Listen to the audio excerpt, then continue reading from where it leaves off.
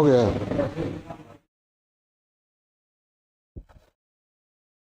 हो गया क्या? हाँ, एक मिनट, स्टार्ट करें? लाइव है तो फिर मोबाइल क्या चला रहे हो? हाँ, क्लियर बोल।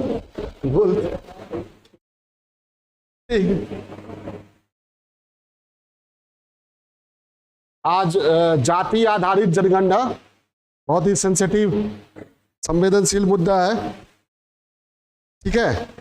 इस पर हम लोग बात करेंगे। ऐसे हम लोग के अध्ययन का जो ये टॉपिक है, चैप्टर है, वो है जनसंख्या। क्या?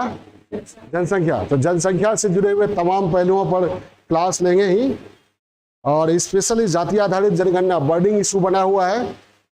3 जुलाई को क्या कुछ होना है पटना हाईकोर्ट में, जाति आधारित जनगणना को लेकर फैसला आएगा, जो बर्निंग इशू बना हुआ है। इसलिए इसका लाइव क्लास हम ले रहे हैं। हम तमाम संदर्भों पर बात करेंगे, ठीक है। जाति पहले समझते हैं। क्या पहले जाति है क्या? जाति है कि जाति ही नहीं है? जाति जाति है नहीं ना, जाति जाति ही नहीं है, कैसे जाएगी? ठीक है, तो जाति जाति नहीं है, जाति से पीछा कैसे छूटे, इस पर भी बात करेंगे हम लोग। और सबसे बड़ी समस्या यही है बिहार में भी और पूरे देश में भी, कि जाति जाति नहीं है, कैसे जाएगी? जाति को जाना चाहिए। समझ में आई बात? तो ये बहुत बड़ा मुद्दा बना रहा है। कहा जाता है हिंदुस्तान के पिछड़ेपन या बिहार के पिछड़ेपन का एक प्रमुख कारण, और कायदे से देखा जाए तो सबसे बड़ा कारण है ये, क्या? जातिवाद। ठीक है, बख्तियार खिलजी जब बंगाल बिहार की ओर आगे बढ़ रहा था तो एक सराय में रुका और मात्र 200 घुड़सवार थे उसके पास। सराय में रुका तो अलग अलग वो की ये चूल्हा जल रहा था, और ये जो बख्तियार खिलजी का जो अपना दल था उसका एक ही चूल्हा था, और सराय में जितने लोग थे अलग अलग चूल्हे जल रहे थे, और लोग उतने नहीं थे लेकिन चूल्हा अलग अलग जल रहा था। बख्तियार खिलजी ने जानना चाहा कि ये चूल्हा अलग अलग क्यों है। ठीक है, हमारा चूल्हा तो एक ही है और ये लोग भी बहुत ज्यादा नहीं है, लोकल। ठीक है, इनके चूल्हे अलग अलग क्यों हैं? तो बख्तियार खिलजी ने पता लगवाया, तो उनको पता क्या चला कि यहाँ के लोग अलग अलग जातियों में बटे हुए हैं, और एक जाति के लोग दूसरी जाति का छुआ हुआ खाना नहीं खाएंगे। सबका चूल्हा अलग अलग है। ये कुछ ऊंची जाति के हैं, कुछ मध्यवर्ती जाति के हैं, कुछ छोटी जाति के हैं, मतलब जैसा कहा जाता है। तो बख्तियार खिलजी मुस्कुराया और बोला, इसको जीतना बहुत आसान है। क्या? जीतना बहुत आसान है, और जीत पक्की है, इतिहास साक्षी है। क्या? मात्र 200 घुड़सवार, और लक्ष्मण सेन के महल तक पहुंचते पहुंचते 18 घुड़सवार बचा था। बख्तियार खिलजी जीत गया। कौन सा इलाका जीता? बंगाल, पश्चिम बंगाल प्लस बांग्लादेश, बिहार, झारखंड, इतना बड़ा एरिया जीत गया। ठीक है, और उसके बाद क्या किया? तो जातियों में बटा हिंदुस्तान के पिछड़ेपन का, हिंदुस्तान की गुलामी का, बिहार के पिछड़ेपन का, बिहार का स्वर्णिम इतिहास रहा है। लेकिन आज बिहार का वो स्वर्णिम इतिहास कहीं नहीं दिख रहा है। ठीक है, उसके पीछे एक बड़ा कारण क्या है? जातिवाद। ठीक है, तो जातिवाद पर हम बात करेंगे। सबसे पहले जाति को समझते हैं, ठीक है, उसके बाद आगे बढ़ते हैं। जाति है क्या? जाति पूछा जाएगा क्या है? जाति क्या है? प्रत्येक व्यक्ति की पहचान होती है ना। अमुक घर का है, अमुक कुल का है, अमुक क्षेत्र का है, अमुक धर्म का है, अमुक देश का है। और अमुक जाति का है, यानी व्यक्ति की पहचान का एक आधार है क्या? जाति। कहाँ? भारत में, बिहार में, भारतीय समाज में व्यक्ति की पहचान का एक आधार है क्या? जाति। ठीक है, तो कहना ना पड़े हमको, आप लोग लिखते चाहिएगा, बोलेंगे व्यक्ति की पहचान का आधार भारतीय समाज में। ये दुनिया के सभी समाजों का लक्षण नहीं है, ये भारतीय समाज की विशेषता। क्या? व्यक्ति की पहचान का आधार।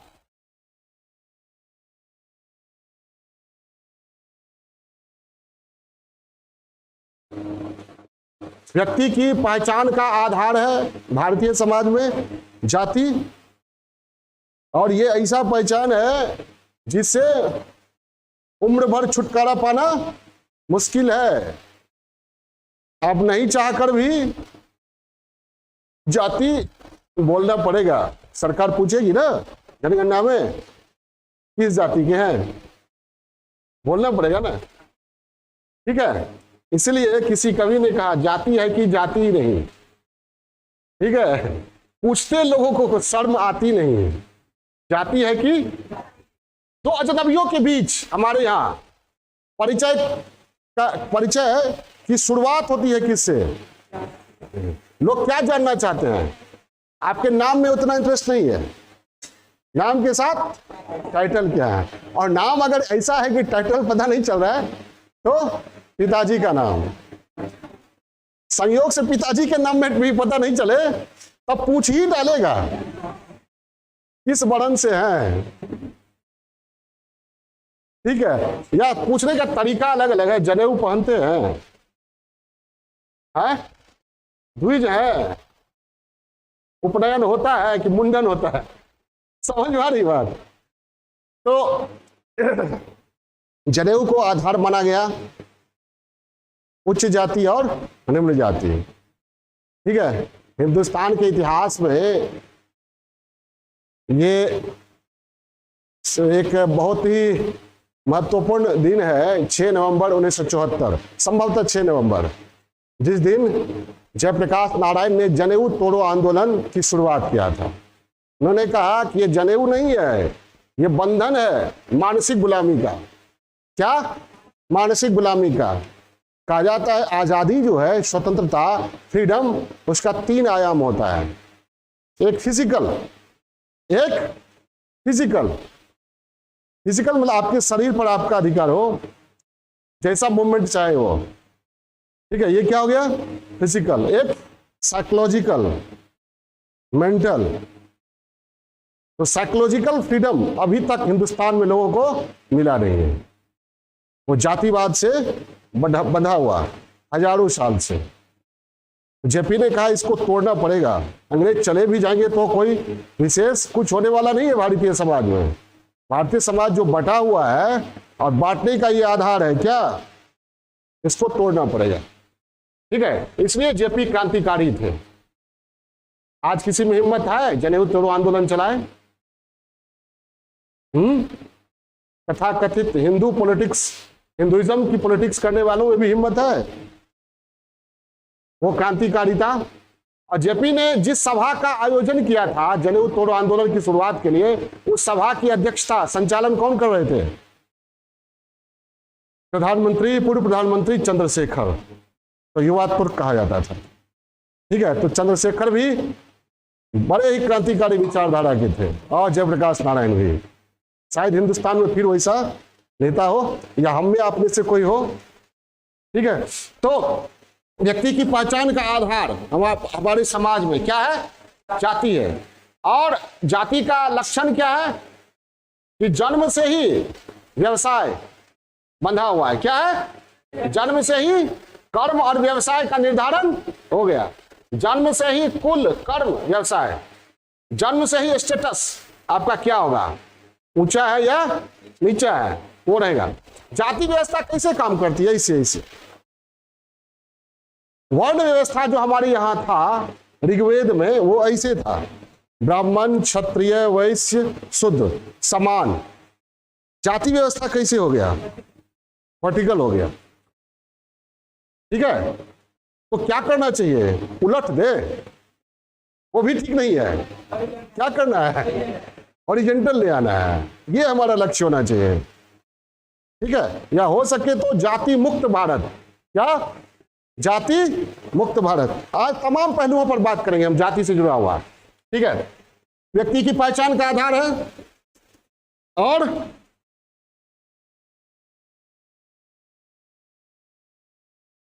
जन्म से परिस्थिति, परिस्थिति मतलब अंग्रेजी ज्यादा समझिएगा, स्टेटस, कर्म, व्यवसाय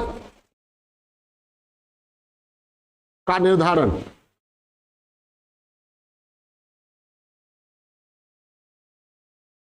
जन्म से व्यवसाय, कर्म का निर्धारण।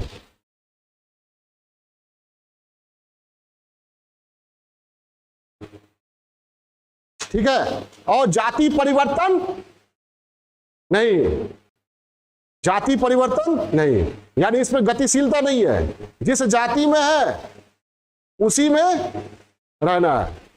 समझ में आई बात? गतिशीलता नहीं, गतिशीलता समझे ना?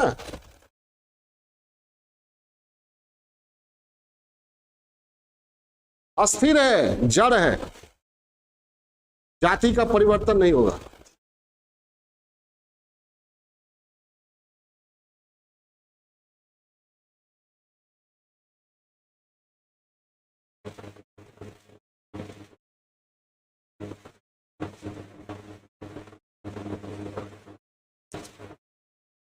जाति का परिवर्तन नहीं होगा। प्रतिभा को, प्रतिभा का महत्व क्या?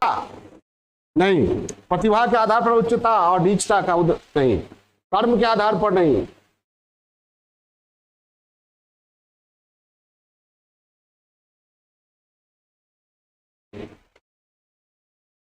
परिवर्तन नहीं, इसलिए मैंने कहा क्या? जाति, जाति नहीं। समझ आई बात? जाति, जाति नहीं।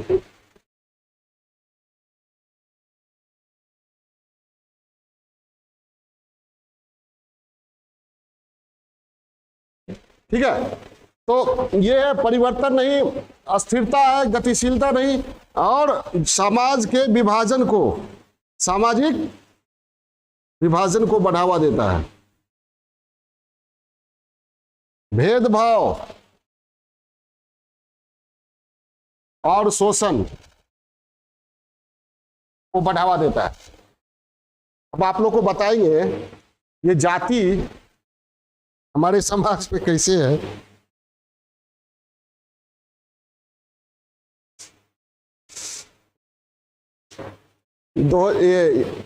आजादी से पहले जो जनगणना हुई थी, तो एग्जैक्ट डेटा बताएंगे बाद में जब उस प्रसंग पर आएंगे। 4000 प्लस समथिंग जातियां थी हिंदुस्तान में, और SECC 2011 में हुआ, उसमें 46 लाख जाति का पता चला। कितना? कहां से आ गया? यानी 46 लाख टुकड़ों में बटा हिंदुस्तान। क्या होगा? कर्नाटक में 2015 में राज्य सरकार ने जाति आधारित जनगणना कराया, लेकिन डेटा प्रकाशित नहीं किया। हो सकता है बिहार में भी ऐसा हो, जनगणना हो जाए लेकिन कराने वाले खुद आंकड़े से डर जाए। नहीं समझे? आंकड़ा क्या होगा ये ना बताएगा। अभी मान लीजिए आप कहते हैं ऊंची जाति के लोग सत्ता और संसाधन में पे बैठे हुए हैं, उनकी अधिक ये है, दावेदारी है, लेकिन अगर आंकड़ा में कुछ और पता चले तब आंकड़ा आएगा तो पता चलेगा ना। आंकड़ा आएगा तो सबका आएगा ना, पिछड़ी जाति का थोड़ी, मध्यवर्ती ही जाति का आएगा, सभी का आएगा। ठीक है, तो ये हमारे यहाँ भेदभाव, शोषण, विभाजन को बढ़ावा देता है कौन? जाति, जातिवाद। और अंततः भारतीय समाज या बिहारी समाज के पतन का एक मूलभूत कारण है जाति।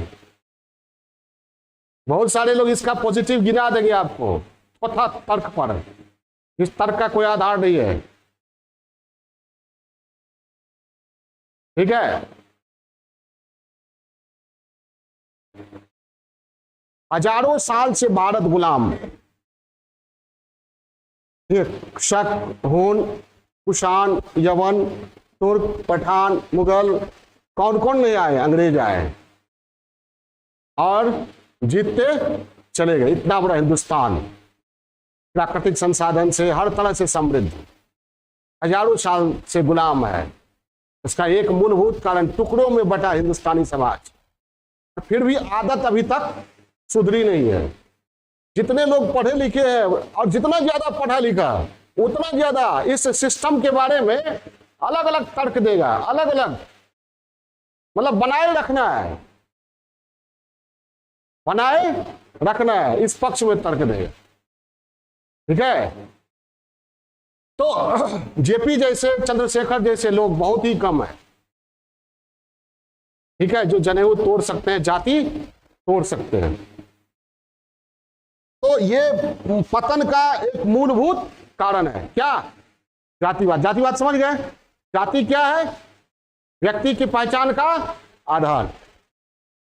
अब यहां पर एक बात करते हैं हम लोग, जाति व्यवस्था और वर्ण व्यवस्था में क्या?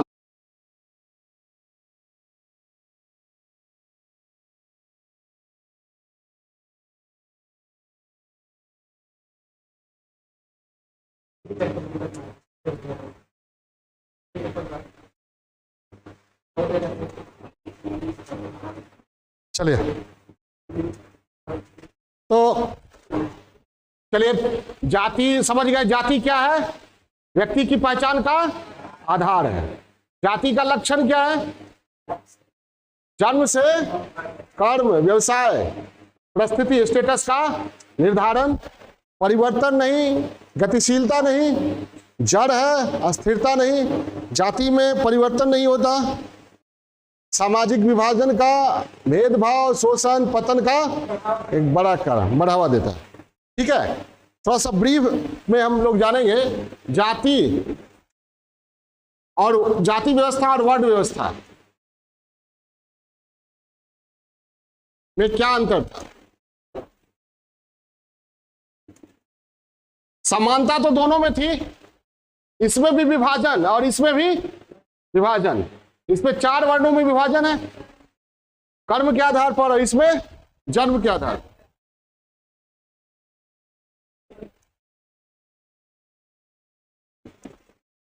और इसमें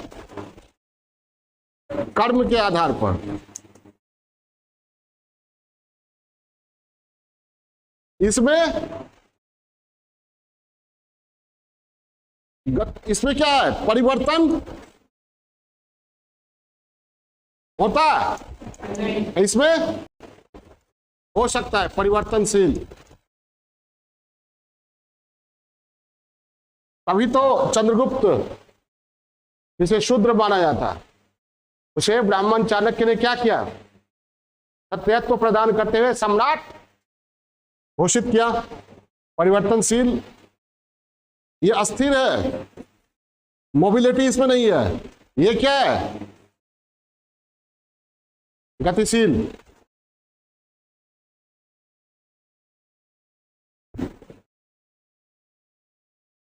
इसमें प्रतिभा को महत्व नहीं, कोई महत्व नहीं। इसमें प्रतिभा के बल पर आगे बढ़ा जा सकता है। इसमें समाज की जो ऊर्जा है क्या होती है? बढ़ती या कुंठित हो जाती है? कुंठित हो जाती है। इसमें ऊर्जा का विस्तार,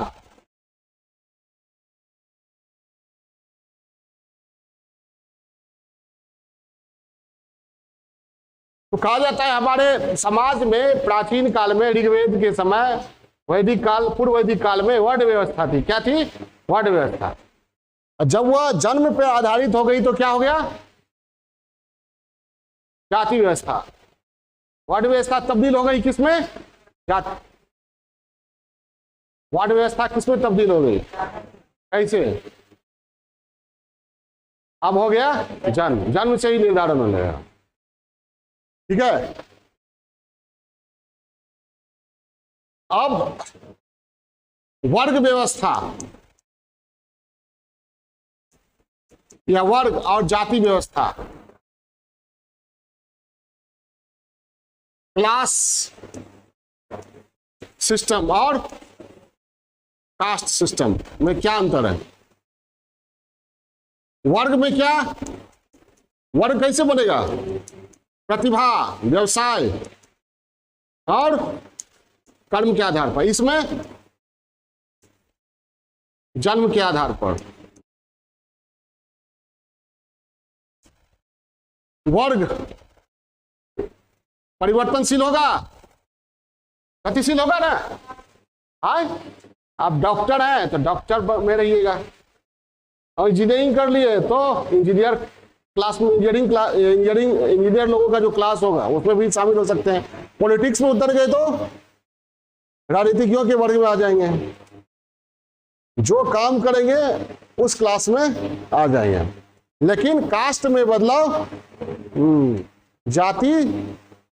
जाति नहीं। तो ये क्या है? जाति व्यवस्था अस्थिर,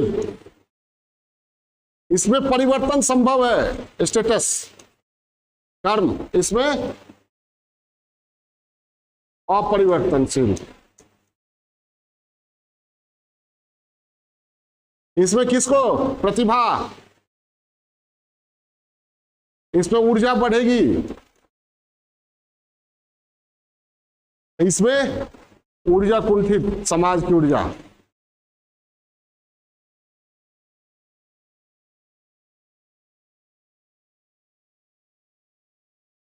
अब यहां पर हम एक चीज कहते हैं, आपको बता दें, जाति ठहरे हुए वर्ग की तरह है।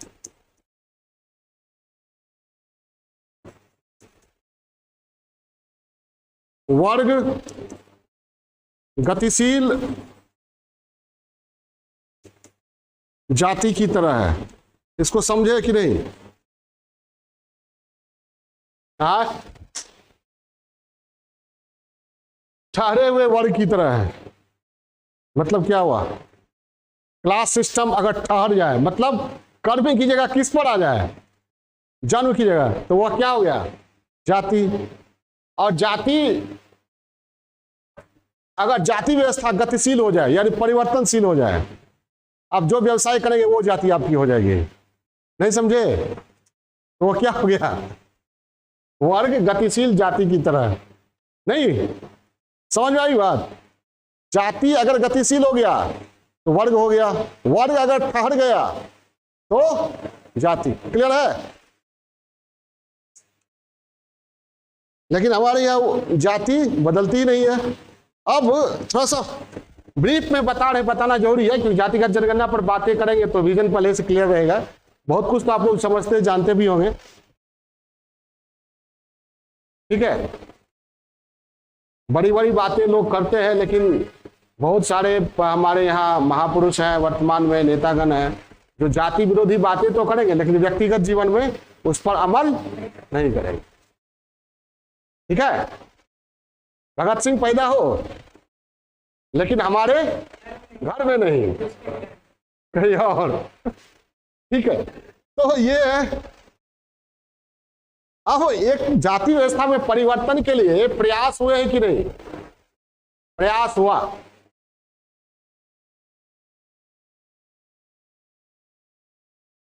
बुद्ध से लेकर गांधी, अंबेडकर तक परिवर्तन हुआ। तो सुधारक हुए, बुद्ध भी तो सुधारक थे। ठीक है, बुद्ध के दर्शन में जातिवाद का कोई स्थान नहीं है, वर्ण व्यवस्था का भी कोई स्थान नहीं। ठीक है, मनुष्य को मनुष्य के रूप में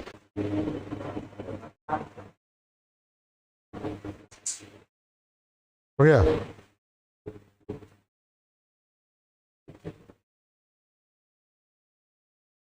तो चलिए, आज बाधाएं बार बार आ रही हैं। ठीक है, जातिवाद एक पहाड़ की तरह है, तो हम लोग भी दशरथ माझी की तरह है, जब तक तोड़ेंगे नहीं तब तक छोड़ेंगे नहीं। ठीक है, लगता है जातिवाद पर पढ़ाने में भी बाधाएं सोची समझी बाधाएं लग रही है। सुनियो जीत। तो जाति क्या है, जल्दी जल्दी हम लोग करते हैं। जाति क्या है? भारतीय समाज में व्यक्ति की पहचान का आधार, गतिशीलता नहीं, मोबिलिटी नहीं, अस्थिरता, जड़ता, जन्म के आधार पर व्यक्ति की परिस्थिति, कुल, कर्म, व्यवसाय का निर्धारण, उच्चता नीचता का ये आधार क्या? जाति। वर्ण कर्म के आधार पर प्रतिभा का महत्व इसमें दिया गया, ये परिवर्तनशील है, गतिशील है, वर्ण व्यवस्था। ठीक है, लेकिन विभाजन दोनों में है, जाति व्यवस्था में भी और वर्ण व्यवस्था में।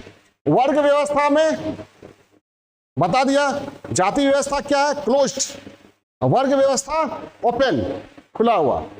जाति व्यवस्था जड़, वर्ग व्यवस्था गतिशील। कास्ट सिस्टम और क्लास सिस्टम, दोनों में कौन सा सिस्टम अच्छा है? क्लास। और बेटर तो ये हो सकता है कि जाति मुक्त, वर्ग मुक्त, क्लासलेस, कास्टलेस सोसाइटी कैसा होना चाहिए? हमारा आदर्श क्या होना चाहिए? कास्टलेस और क्लासलेस सोसाइटी हो, जहां ना कोई शोषक हो, ना कोई शोषित हो, ना कोई वंचक हो, ना कोई वंचित हो, ना कोई अमीर हो, ना गरीब हो। ठीक है, तो ये मार्क्स ने इसी को कहा साम्यवाद। क्या कहा? साम्यवाद। तुलसी ने कहा रामराज। ठीक है, खैर उस पर विवाद है, हम विवाद में नहीं जाना चाहते, हम जातिवाद की बात करेंगे। मैंने आप लोगों को अभी तक समझाया जाति क्या है ब्रीफ में, जाति और वर्ण में क्या अंतर है, जाति और वर्ग, कास्ट और क्लास में क्या अंतर होता है, और जाति व्यवस्था में सुधार के लिए भारतीय समाज का जो लक्षण है जाति व्यवस्था, और जाति व्यवस्था से जुड़ी हुई एक लक्षण है अस्पृश्यता। क्या? अनटचेबिलिटी, छुआछूत। ठीक है, जिसके क्रम में छुआछूत की अवधारणा जो है वह कुछ जातियों को अछूत मानती है और उसके स्पर्श से भी बचने का प्रयास किया जाता रहा है। तो ये अवधारणा जो है भारतीय समाज का बहुत ही बड़ा ये निगेटिव पहलू है। क्या है? बहुत ही निगेटिव पहलू है। गांधी जी कहा करते थे छुआछूत जो है वह भारतीय समाज का कोड है। कोड क्या होता है? शरीर को गला देता है। उसी तरह ये अस्पृश्यता, छुआछूत, ठीक है, भारतीय समाज का बहुत ही नकारात्मक लक्षण है। जैसे छुआछूत हो गया, सती प्रथा हो गया, स्त्री चाहे किसी भी जाति की हो, पति के साथ चिता पर लेट जाना है। ठीक है, ये जाति व्यवस्था में स्त्री को भी शूद्र का ही दर्जा दिया गया है। समझ आई बात? स्त्री से भी अपेक्षा क्या की जाती है? जीवन के साथ भी, जीवन के बाद भी। स्त्रियों का उपनयन नहीं होता है ना, तो स्त्रियों को भी निम्न दर्जा दिया गया। खैर चलिए, तो जाति व्यवस्था में सुधार के लिए, समाज में सुधार के लिए बुद्ध से ही आरंभ हो गया सामाजिक सुधार, धार्मिक सुधार। ठीक है, बुद्ध ने ईश्वर को नहीं माना। क्या? ईश्वर को नहीं माना। बुद्ध ने कहा ईश्वर के शरण में मत जाओ, स्वयं के शरण में जाओ। किसके शरण में? स्वयं के शरण में जाओ और स्वयं से ही मुक्ति मिलेगी। ये बुद्ध का कथन था। और जाति व्यवस्था या वर्ण व्यवस्था किसका का पोषक कौन? धर्म। ठीक है, और धर्म के रक्षक कौन? ईश्वर। ईश्वर के नाम पर ही ना जाति व्यवस्था या वर्ण व्यवस्था चलाई गई। तो बुद्ध के समय से ही शुरू हुआ, फिर मध्य बुद्ध के समय में बहुत सारे संत हुए, संत हुए, सुधारक हुए। बुद्ध, महावीर और कई चारवाक का नाम सुने होंगे, अजित केशव कंबली का नाम सुने होंगे। बहुत हुए जिन्होंने जाति व्यवस्था, कर्मकांड का विरोध किया, ठीक है, सामाजिक विभाजन का विरोध किया। और मध्यकाल में कबीर, नानक जैसे संतों ने समाज एवं धर्म में सुधार का प्रयास किया, जाति व्यवस्था को मिटाने का प्रयास किया। इसमें सबसे बड़ा नाम कौन है? कबीर का। क्या? बड़ी तीखा, धर्म में कट्टरता रखने वालों के प्रति भी बहुत तीखापन। मुसलमानों को क्या कहा? काकर पत्थर चुन के मस्जिद में यो बनाए, आता चढ़ी मुल्ला बांग दे बहरा तेरा खुदा है। कक्कर पत्थर चुन के और मस्जिद बना लियो, तुम्हारा खुदा बहरा है, सुनता नहीं, चिल्ला रहे हो। और हिंदुओं को क्या कहा? पहाड़ पूजे हरि मिले तो मैं पूजू पहाड़। मतलब पत्थर को पूजने से अगर भगवान मिले तो पहाड़ को ही पूजा करो, उससे उस पत्थर से बढ़िया तो चक्की है, ठीक है। तो कबीर घोर विरोधी थे, कबीर और नानक, ठीक। लेकिन बात जमी नहीं, जाति व्यवस्था खत्म नहीं हुई। आधुनिक काल में फिर शुरुआत हुई, राजा राम मोहन राय से लेकर महात्मा गांधी और डॉक्टर भीमराव अंबेडकर तक। फिर भी जाति व्यवस्था खत्म। जाति है कि जाति नहीं है, ठीक है, जाति है कि जाति नहीं है और जा नहीं रही है, तो कैसे खत्म होगा जाति व्यवस्था? देश आजाद हुआ, गांधी जी, अंबेडकर वगैरह को जो करना था उन्होंने किया आजादी से पहले, और हम इतिहास में नहीं जाएंगे, ब्रीफ में बता रहे हैं। आजादी के बाद क्या हुआ? संविधान बना और समानता का अधिकार लागू हो गया। समानता का अधिकार लागू हुआ ना? हाँ, मूल अधिकार में समानता का अधिकार हमारे समाज में रहा नहीं, लेकिन संविधान ने वो अधिकार दिया।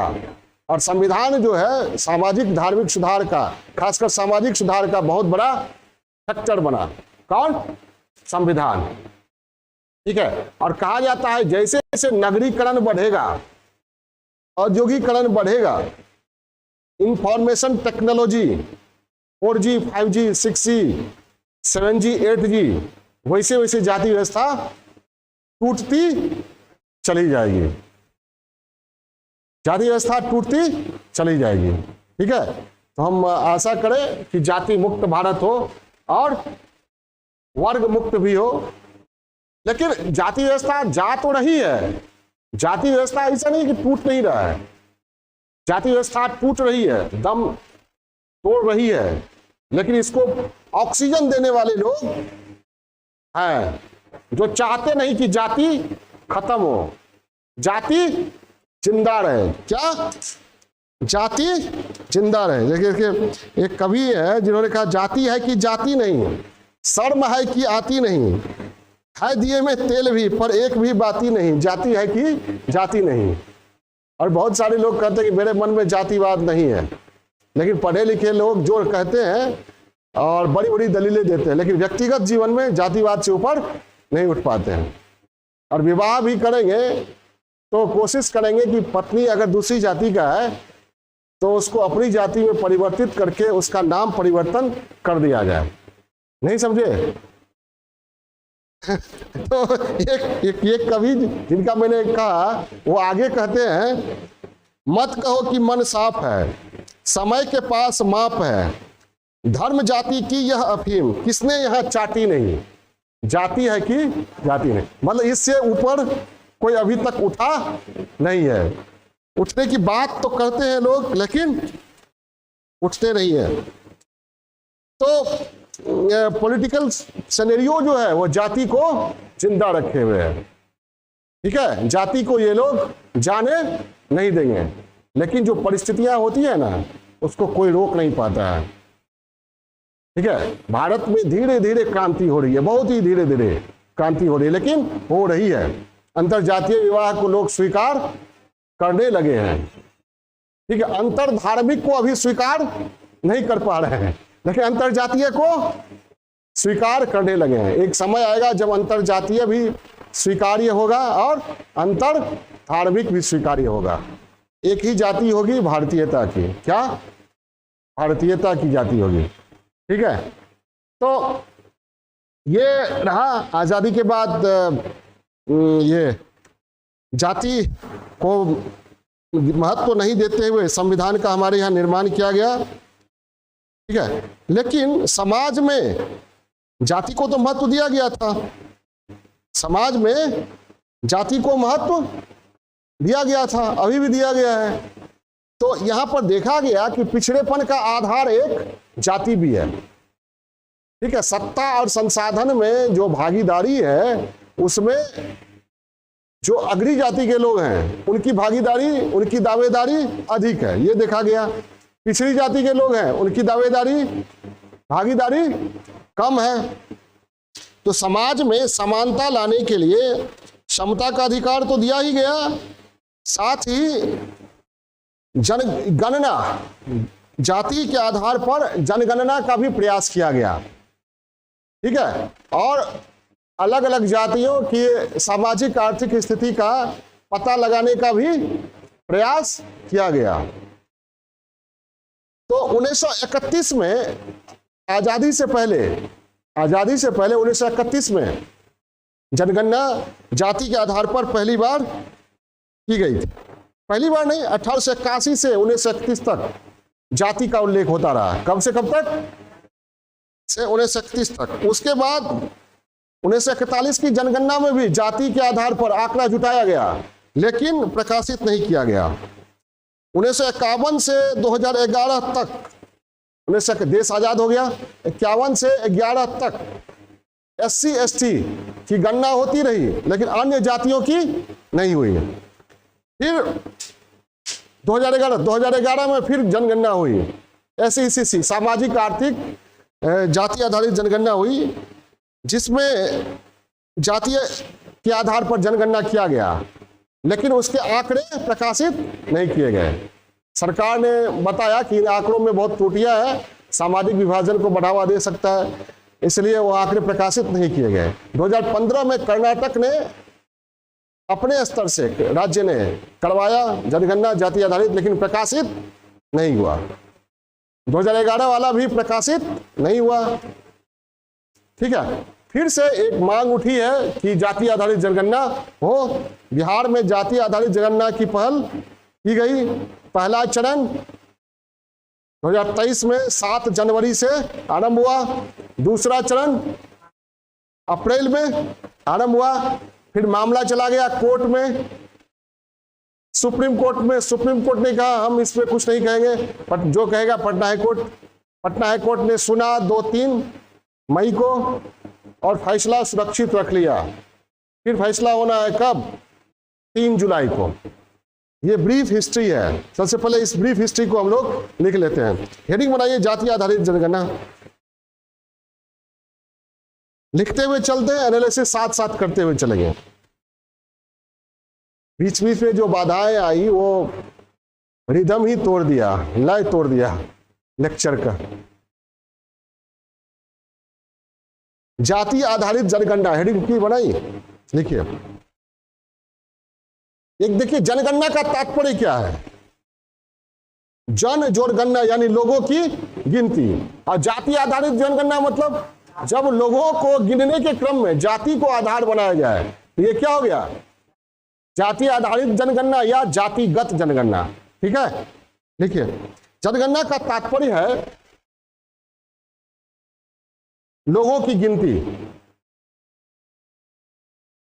और जब यह गिनती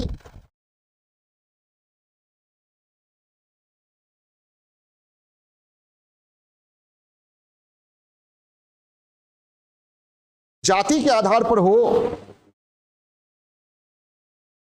तो इसे जातिगत जनगणना या जाति आधारित जनगणना कहा जाता है।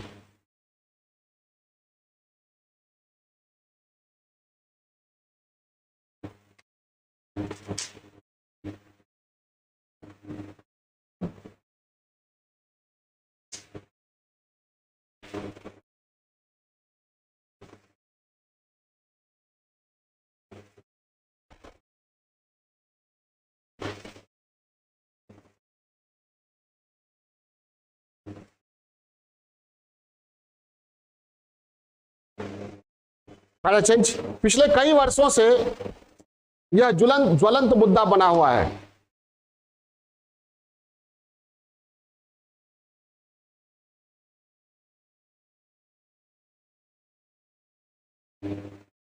ज्वलंत मुद्दा बना बना हुआ है।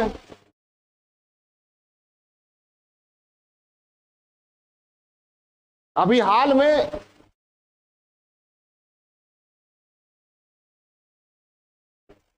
बिहार सरकार द्वारा जाति आधारित जनगणना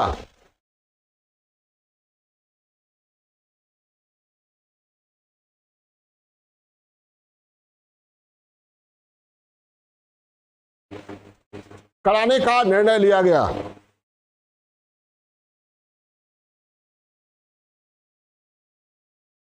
इस संबंध में अधिसूचना भी जारी की गई।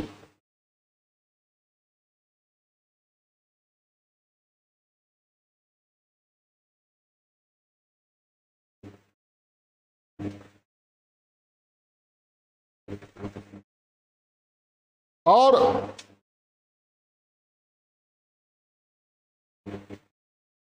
जनगणना का कार्य भी आरंभ किया गया।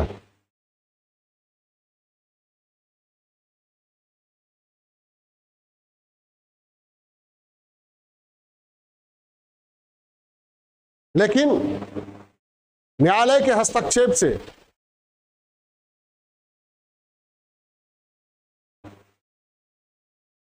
इस पर रोक लग चुकी है। अब 3 जुलाई के बाद फिर क्या होगा तो अपडेट करेंगे हम लोग।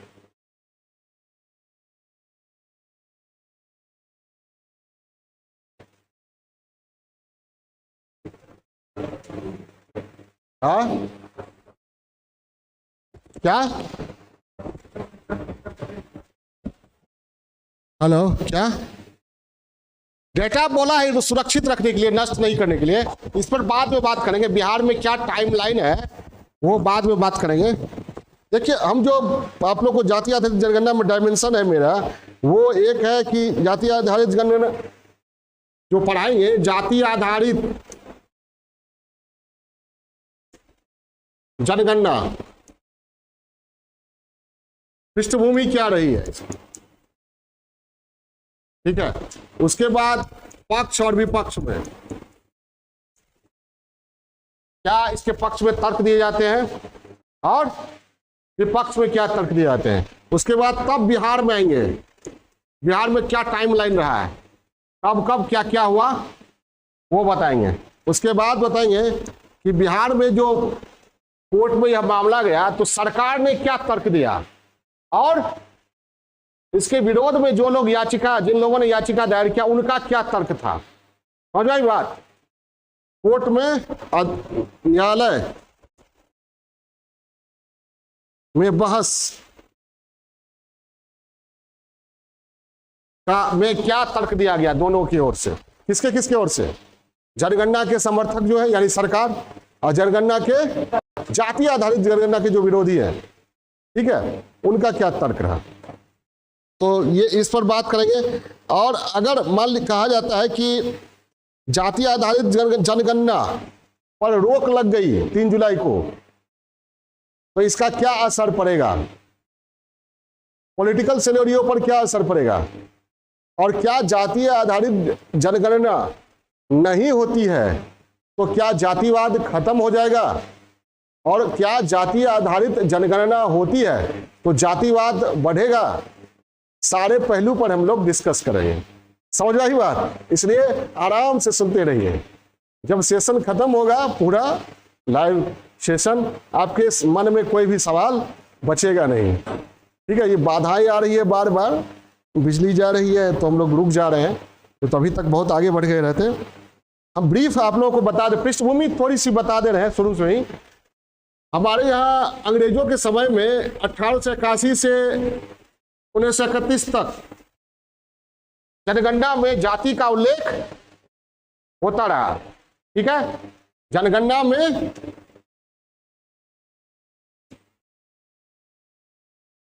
जाति का उल्लेख होता रहा।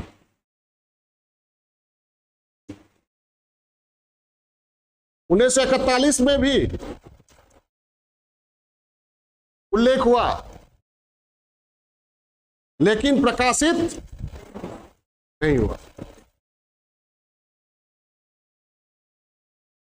फिर 47 में देश हमारा ये ब्रीफ टाइमलाइन लिखा, ये आप लोग लिख लीजिएगा, फिर डिटेल तो लिखवा ही देंगे, ब्रीफ बता रहे, या सुनिए बाद में तो लिखवाएंगे। देश जब आजाद हुआ तब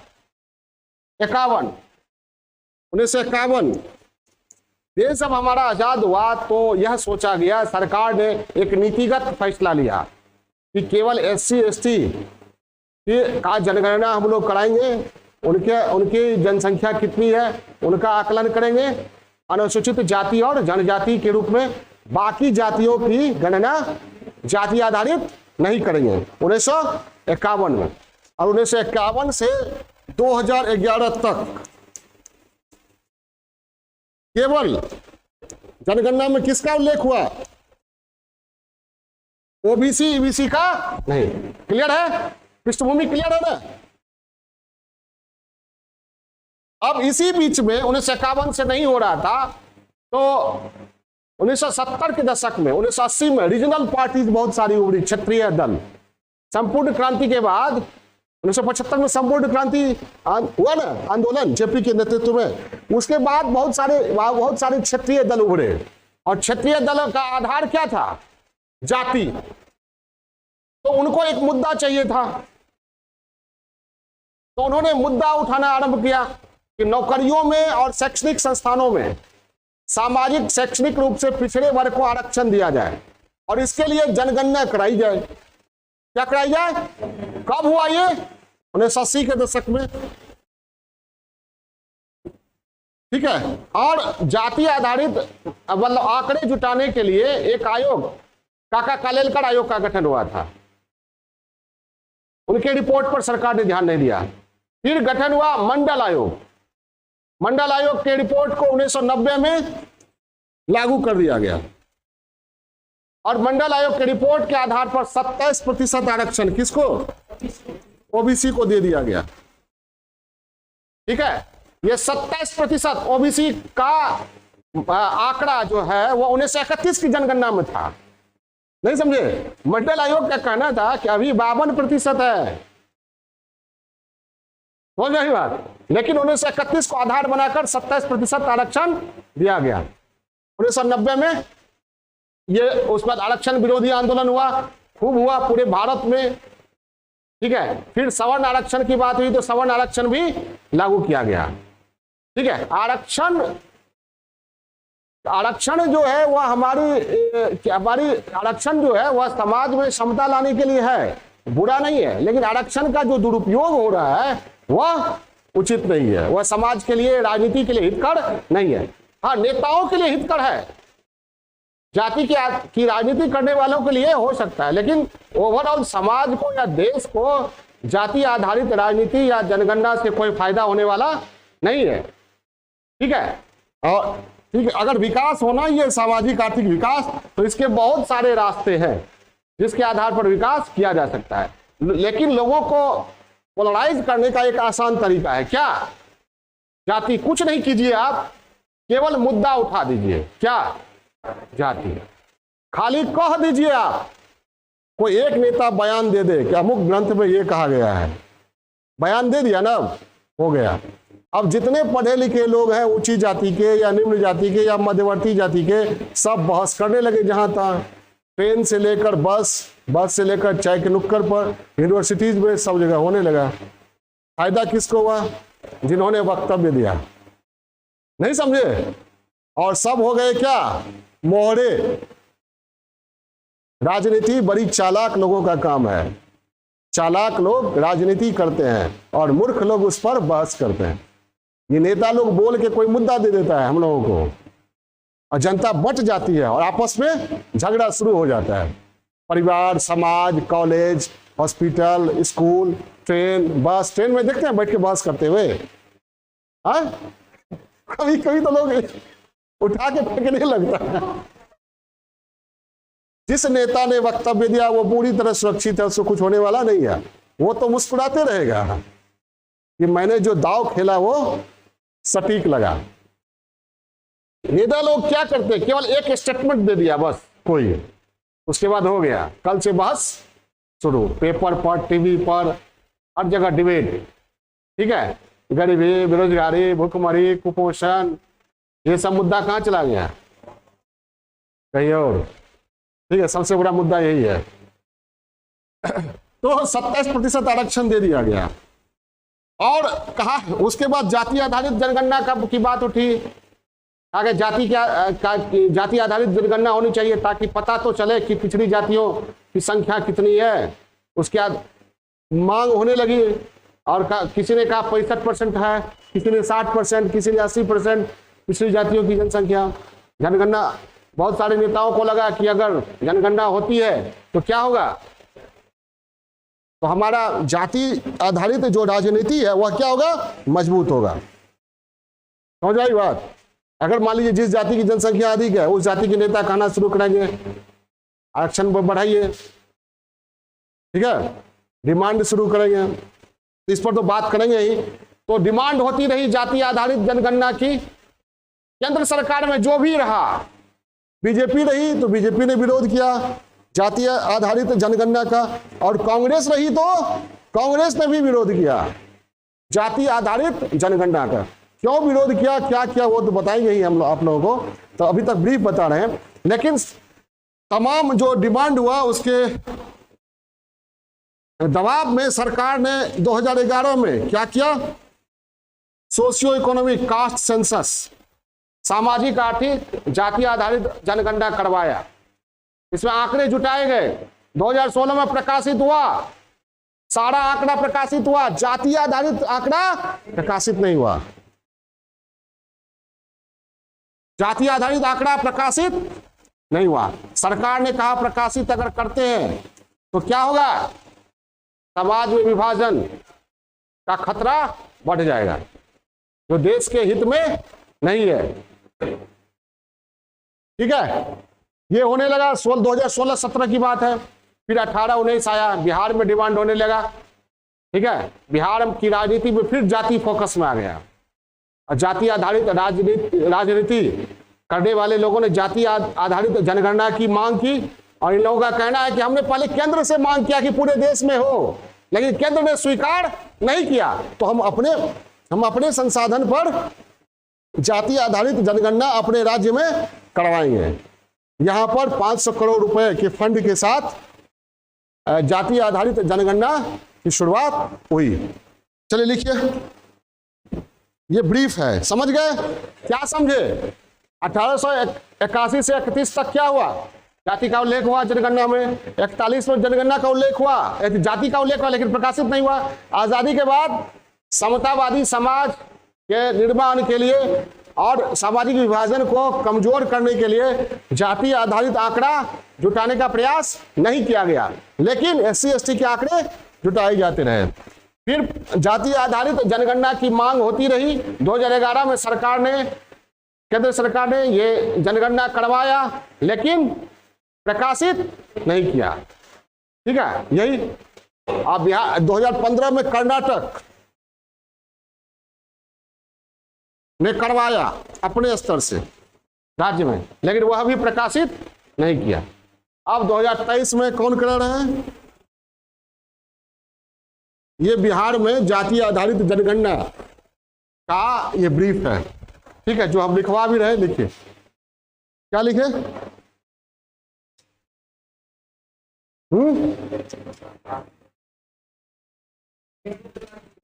हाँ पहले चेंज करके लिखिए। देश की आजादी से पहले 1881 से 1931 तक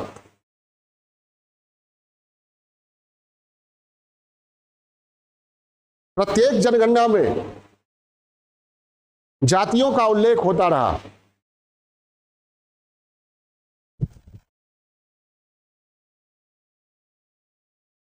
जातियों का उल्लेख होता रहा।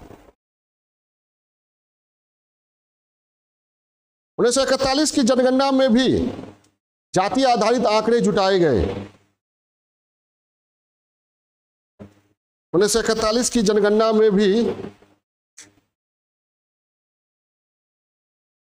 जाति आधारित आंकड़े जुटाए गए, लेकिन प्रकाशित नहीं किया गया।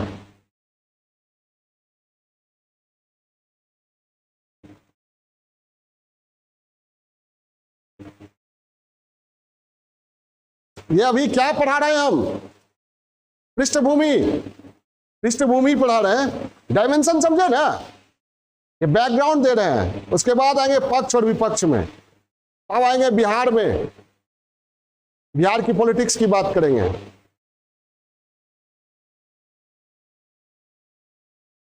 नेक्स्ट पॉइंट 41 में क्या हुआ, प्रकाशित नहीं किया गया। फिर देश आजाद हुआ और आजादी के बाद हमारी सरकार ने निर्णय लिया कि जातीय आधारित जनगणना सही नहीं है, केवल SC ST के आंकड़े जुटाए जाएंगे। यह नीतिगत फैसला था, ठीक है। तो 1951 से 2011 तक, नेक्स्ट पॉइंट, दलित और आदिवासी यानी SC ST अनुसूचित जाति एवं जनजाति की आबादी के आंकड़े जुटाए जाते रहे।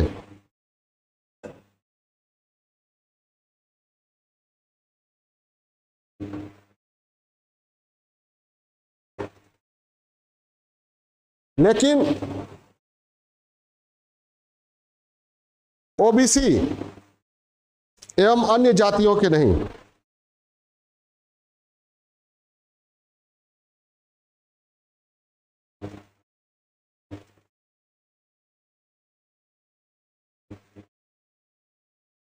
नेक्स्ट पॉइंट, 1990 में मंडल आयोग की एक अनुशंसा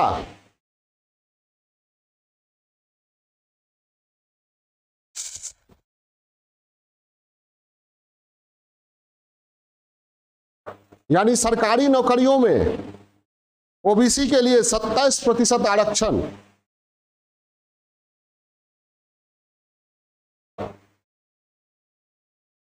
को केंद्र सरकार द्वारा, आरक्षण किसमें, सरकारी नौकरियों में, शैक्षणिक संस्थानों में,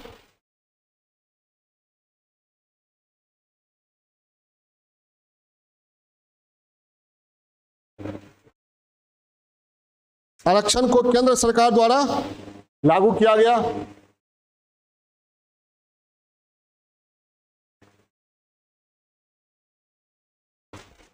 मंडल आयोग ने OBC की आबादी 52%, 52% बताया था।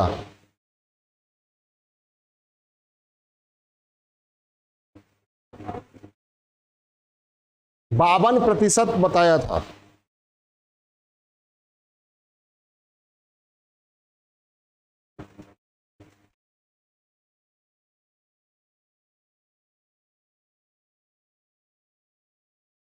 लेकिन इसका आधार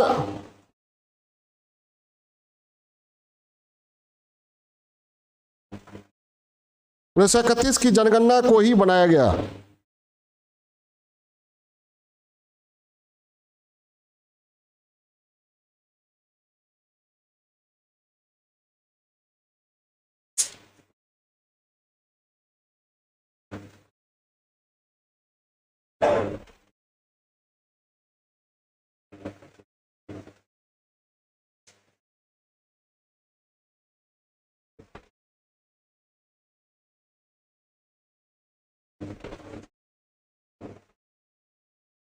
ठीक है, आगे बढ़िए।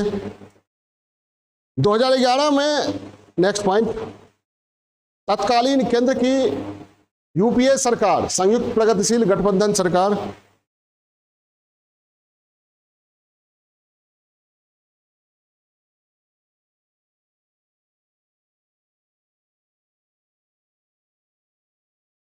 ने सामाजिक आर्थिक जाति जनगणना, ब्रैकेट में दीजिएगा SECC, socio economic caste census, कराने का निर्णय लिया था। सामाजिक आर्थिक जाति जनगणना, सोशियो इकोनॉमिक कास्ट सेंसस, लिख दे क्या, SECC, सुनते होंगे बहुत, सोशियो इकोनॉमिक कास्ट सेंसस, सामाजिक आर्थिक जाति जनगणना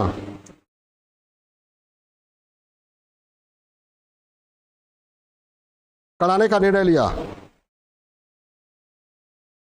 ग्रामीण इलाकों में ये आंकड़े ग्रामीण विकास मंत्रालय, ग्रामीण इलाकों में ये आंकड़े ग्रामीण विकास मंत्रालय,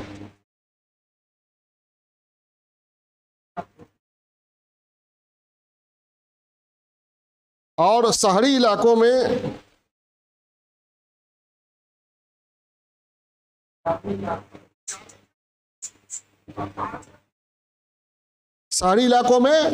शहरी विकास मंत्रालय की ओर से जुटाए गए थे।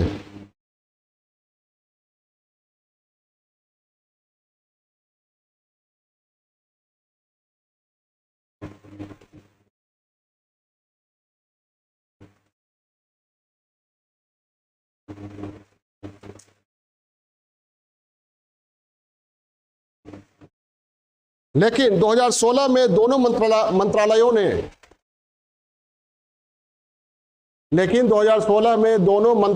ने SECC समझिए ना, सामाजिक आर्थिक जाति जनगणना के सारे आंकड़े जारी किए।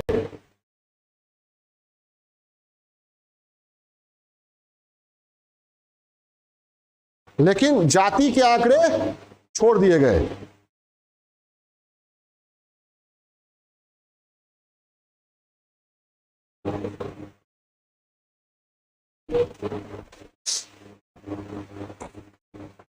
जाति के आंकड़े छोड़ दिए गए। अब तो ये जाति का आंकड़ा हुआ क्या, अभी किसके पास है? ठीक है, देखिए, जाति का आंकड़ा सामाजिक कल्याण मंत्रालय को सौंप दिया गया। जाति का आंकड़ा सामाजिक कल्याण मंत्रालय को सौंप दिया गया, लेकिन सार्वजनिक नहीं किया गया।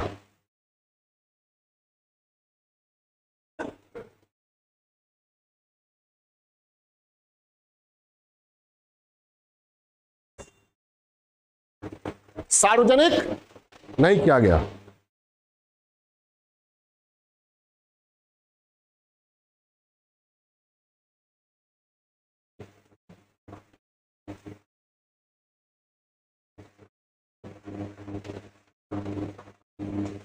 अब सार्वजनिक क्यों नहीं किया गया, ये अलग से हम बता देंगे, समझिए ना। सार्वजनिक क्यों नहीं किया गया, सरकार ने क्या तर्क दिया? 2021 में अपने हलफनामा में सरकार ने कुछ तर्क दिया, ठीक है। उन तर्कों के बारे में बाद में बात करेंगे, अलग से लिखा देंगे। अभी आगे बढ़ते हैं। 2015 में किस राज्य ने जाति आधारित जनगणना करवाया? कर्नाटक ने। लेकिन वह भी प्रकाशित, वहां भी खूब जोर शोर से हुआ है, जनगणना हुआ, कराने वाले बड़े उत्साहित थे, लेकिन जब करा लिया तब प्रकाशित नहीं किया। समझ में आई बात? बिल में हाथ डालने से लगेगा कि कुछ मिलेगा, पता चला सांप। ठीक है। तो लिखिए,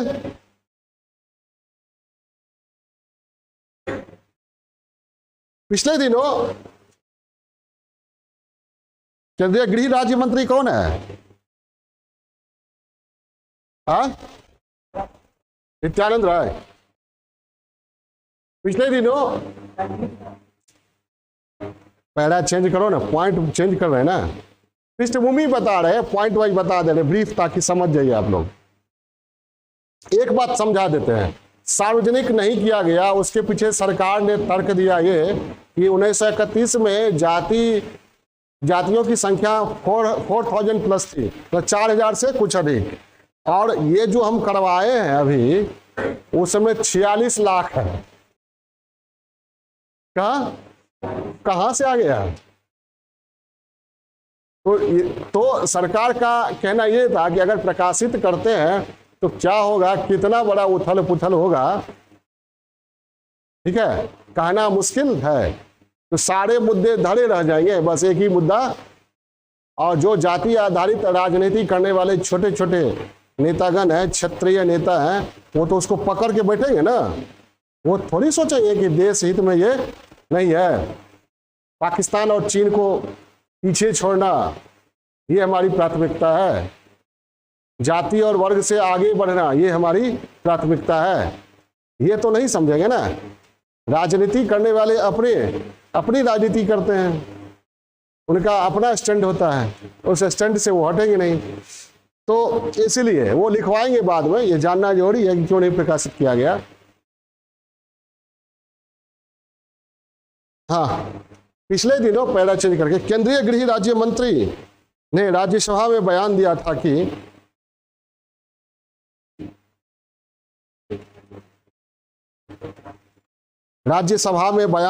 कि स्वतंत्रता के बाद भारत सरकार ने नीतिगत आधार पर फैसला किया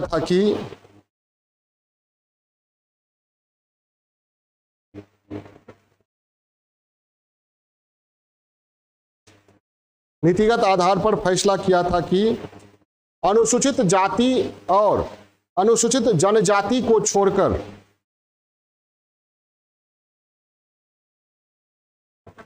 नीतिगत आधार पर फैसला किया था कि अनुसूचित जाति और अनुसूचित जनजाति को छोड़कर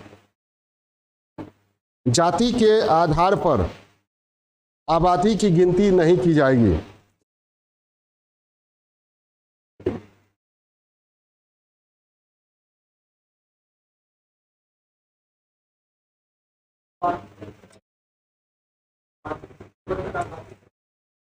आबादी की गिनती नहीं की जाएगी, मतलब जाति के आधार पर आबादी की गिनती नहीं की जाएगी।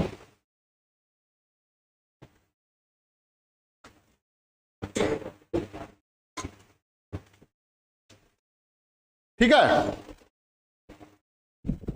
तो केंद्र में जो भी सरकार रही उसका क्या स्टैंड रहा, चाहे कांग्रेस हो या बीजेपी हो। SECC के आंकड़े SECC का ये कब हुआ था? 2011 में। तो कांग्रेस गवर्नमेंट उस समय किसकी सरकार थी? कांग्रेस।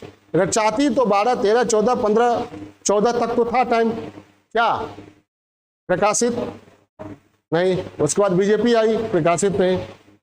अब ये केंद्र सरकार में जो भी है वे नहीं चाहते कि जाति आधारित विभाजन समाज में हो, इससे उनको नुकसान होगा। बीजेपी हिंदुत्व आधारित राजनीति करती है, तो हिंदू अगर जितने भागों में बटेगा इसका वोट बैंक, वो तो सामूहिक पहचान पर जोर देती है ना, और क्षेत्रीय पार्टियां अलग अलग जातीय पहचान पर जोर देती हैं। तो क्षेत्रीय पार्टियों की इच्छा क्या होती है? जाति आधारित जनगणना हो। बीजेपी और कांग्रेस की क्या इच्छा होती है? नहीं हो। ठीक है, अब बिहार में क्या है? बिहार में कौन जाति आधारित जनगणना के पक्ष में है? कौन पार्टी और कौन नहीं है? अब बोले ठीक बोल रहे थे जो। हाँ, बीजेपी नहीं चाहती है, सब चाहती है। कौन खतरा मोल लेगा? बीजेपी भी ये सर्वदलीय बैठक में यह फैसला लिया गया कि बिहार में जाति आधारित जनगणना हो। वो जो बिहार राज्य की जो बीजेपी शाखा है उसने भी कहा हाँ होना चाहिए। ठीक है, और दबे हुए स्वर में जो राजद और जदयू वाले हैं उनका कहना है कि बीजेपी वालों ने ही रुकवाया है। इनके दिखाने के दांत और है, खाने के और हैं। बीजेपी वाले कहते हैं कि हम रुकवाए नहीं है, आप लोग सामाजिक न्याय की क्रांति, सामाजिक क्रांति की धारा जो है उसको बढ़ाने में सक्षम नहीं है। आप लोगों की तकनीकी खामी के कारण कोर्ट ने रोक लगा दिया है, हम रहते तो रोक नहीं लगता। नहीं समझे? ये किसका स्टैंड है? बीजेपी का। और इधर राजद जदयू का क्या स्टैंड है? ये दिखाने के लिए कहती है ये पार्टी क्या हम जाति आधारित जनगणना करवाना चाहते हैं, लेकिन कोर्ट में इन्हीं लोगों ने जनहित याचिका करवाया है। इनके खाने के दांत और दिखाने के दांत और, मतलब अलग अलग पॉलिटिकल पार्टी का क्या स्टैंड रहा है वो बताया मैंने। इसलिए याद रखिएगा, बिहार में ये मत कहिएगा कि बीजेपी ने विरोध किया, जदयू ने समर्थन किया, राजद ने समर्थन, सब मिल के फैसला लिया है। कोई भी थोड़ी ये चाहेगा कि हमारा वोट बैंक खिसक जाए। अब अलग से जो प्रयास हो अलग बात है, बीजेपी तो चाहेगी कि नहीं हो। क्यों नहीं हो? हिंदू अगर जाति के आधार पर बढ़ता है तो नुकसान बीजेपी को। ठीक है, चलिए अब क्या चाहती है बीजेपी वो बीजेपी वाले समझे, और राजद जदयू वाले क्या समझते हैं वो समझे। ठीक है, हम लोग निष्पक्ष होके इस पर एनालिसिस करेंगे। तो क्या हुआ, गृह राज्य मंत्री ने वक्तव्य दिया क्या कि आजादी के बाद केंद्र सरकार ने नीतिगत फैसला लिया था क्या कि आबादी की गिनती में जाति का उल्लेख नहीं होगा, अपवाद केवल SC ST। क्लियर हो गया, पृष्ठभूमि समझ गए ना।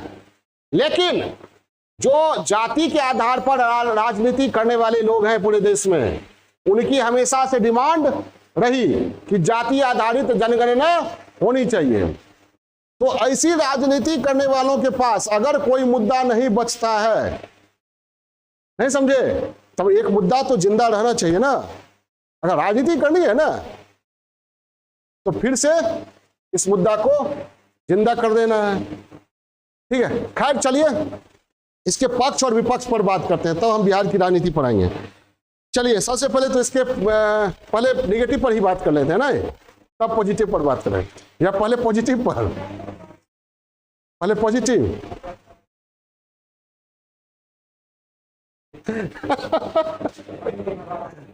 पहले पॉजिटिव निगेटिव, ठीक है, पहले निगेटिव तब पॉजिटिव।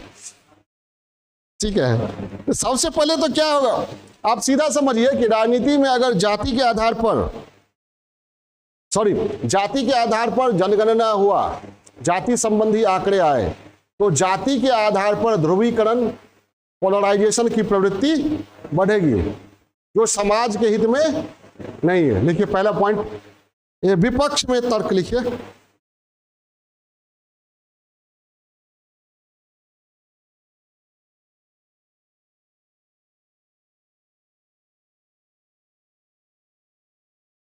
क्या निगेटिव पहलू,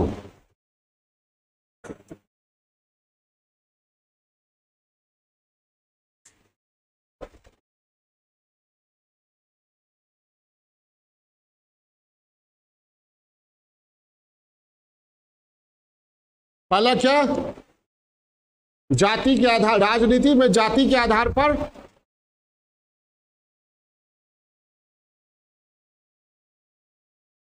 ध्रुवीकरण की प्रवृत्ति बढ़ेगी।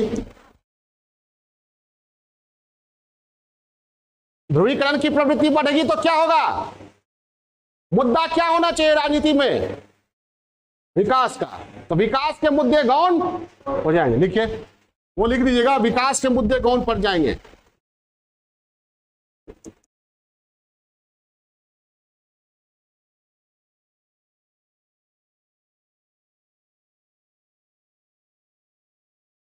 विकास के मुद्दे कौन पड़ गए।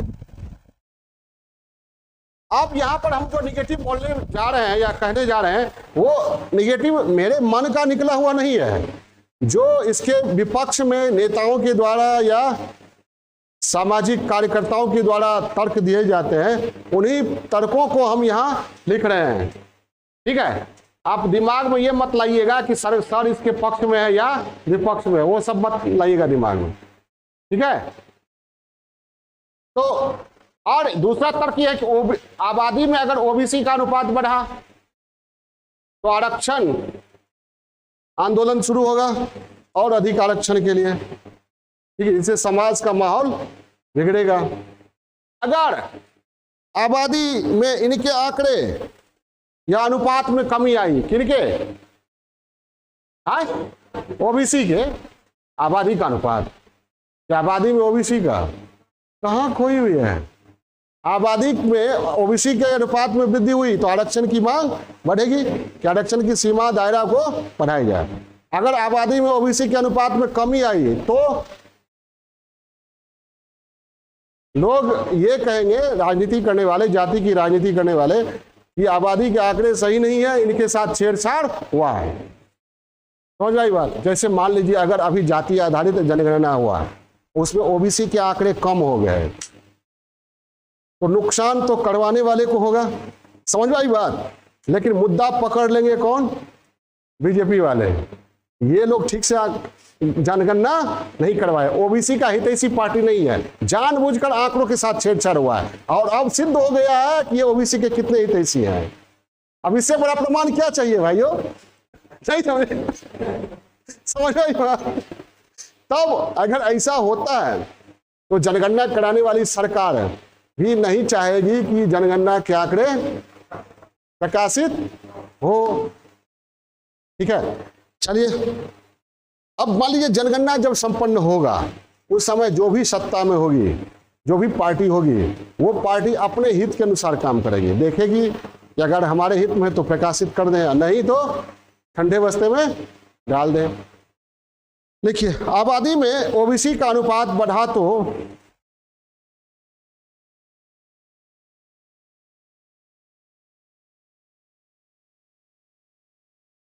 और आरक्षण की मांग बढ़ेगी।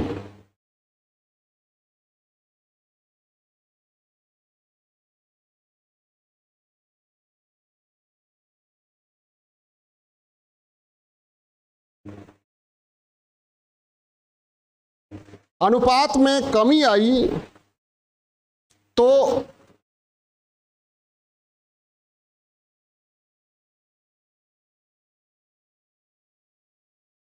जाति की राजनीति करने वाले कहेंगे कि आंकड़े सही नहीं है, आंकड़ों के साथ छेड़छाड़ हुआ है।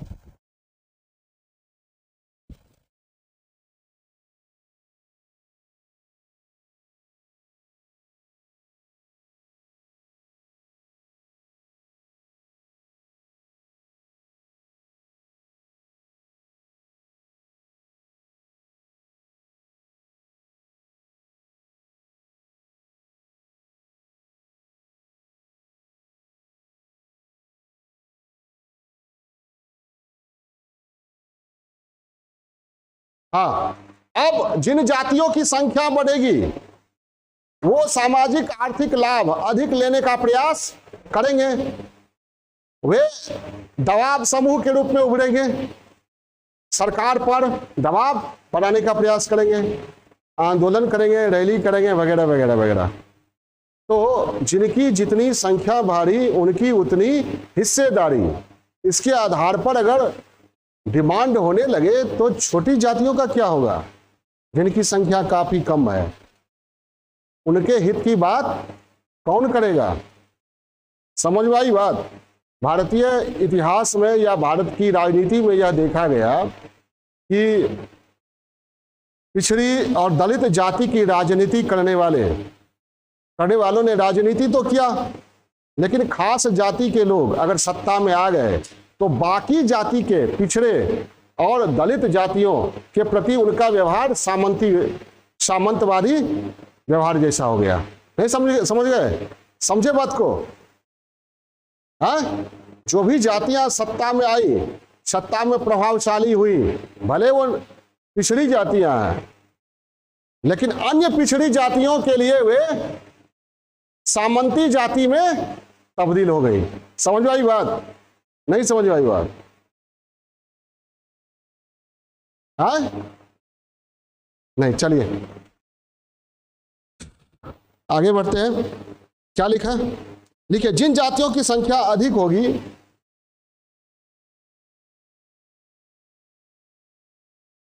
नेक्स्ट पॉइंट, जिन जातियों की संख्या अधिक होगी वे स्वयं को दबाव समूह में बदलना चाहेंगे।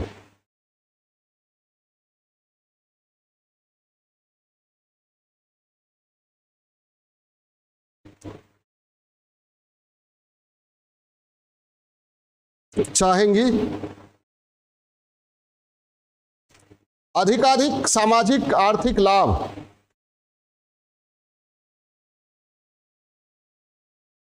दबाव समूह में बदलना चाहेंगी,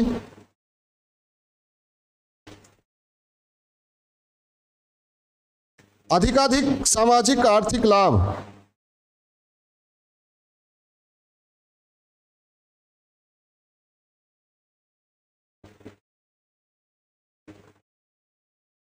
पाने की पुरजोर कोशिश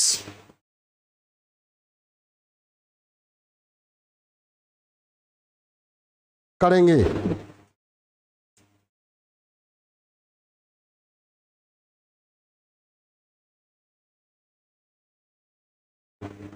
जिसकी जितनी संख्या भारी उसकी उतनी हिस्सेदारी।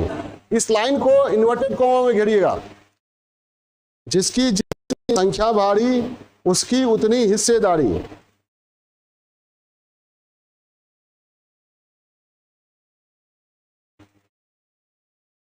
इस हिसाब से हिस्सेदारी दी जाने लगे तो कम संख्या वालों का क्या होगा?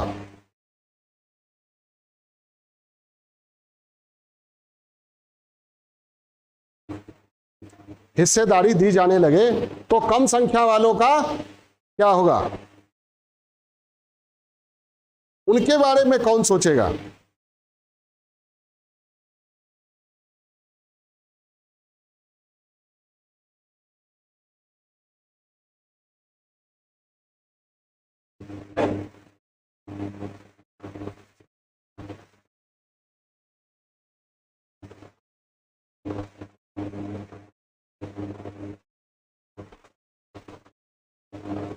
ओबीसी और दलितों में कई छोटी जातियां हैं, उनके हित की बात कौन करेगा?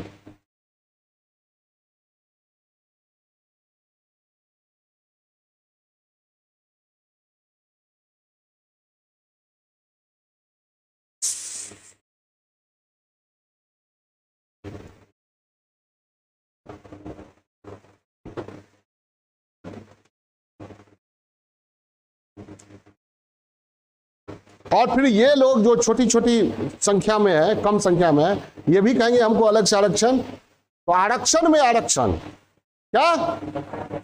जैसे BC1 BC2 क्या है? आरक्षण में आरक्षण। दलित महादलित क्या है? आरक्षण में। हालांकि वो नहीं हुआ कंसेप्ट, लेकिन तोड़ने का तो प्रयास किया गया था, दलितों को तोड़ने का। तो आरक्षण में आरक्षण की मांग उठेगी।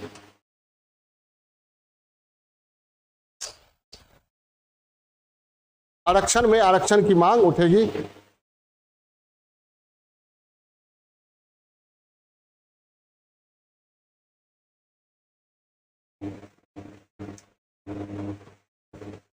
अब मान लीजिए जो पिछड़ी जातियां हैं, अभी मैंने क्या बताया, जाति के आधार पर ध्रुवीकरण बढ़ेगा, विकास के मुद्दे गौण पड़ जाएंगे। दूसरा क्या बताया?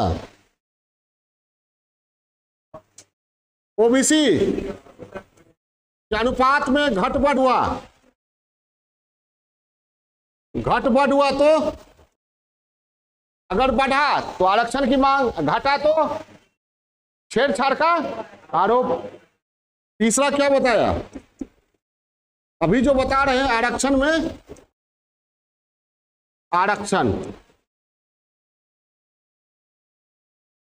यही होगा ना? समझ में आई बात? अभी जो लिखा है तीसरा पॉइंट, उसका यही है, मूल यही है। अब जिन जातियों की संख्या कम होगी वे क्या चाहेंगे? इन जातियों के नेता अपनी जाति के लोगों से और महिलाओं से प्रार्थना करेंगे, क्या? संख्या बढ़ाइए, और नहीं तो सब दिन फलाना फलाना के पैरों तले रौंदे जाइएगा। ठीक है ना? समझ आई बात? जैसे अभी हुआ क्या, देखिए थोड़ा इसको समझिए। ओबीसी और दलित में से कुछ जातियां हैं, अब जातियों का नाम हम नहीं लेंगे, आप लोग सब समझते हैं, जो सत्ता में क्या प्रभावशाली बनकर उभरी है। दबंग जातियां हैं।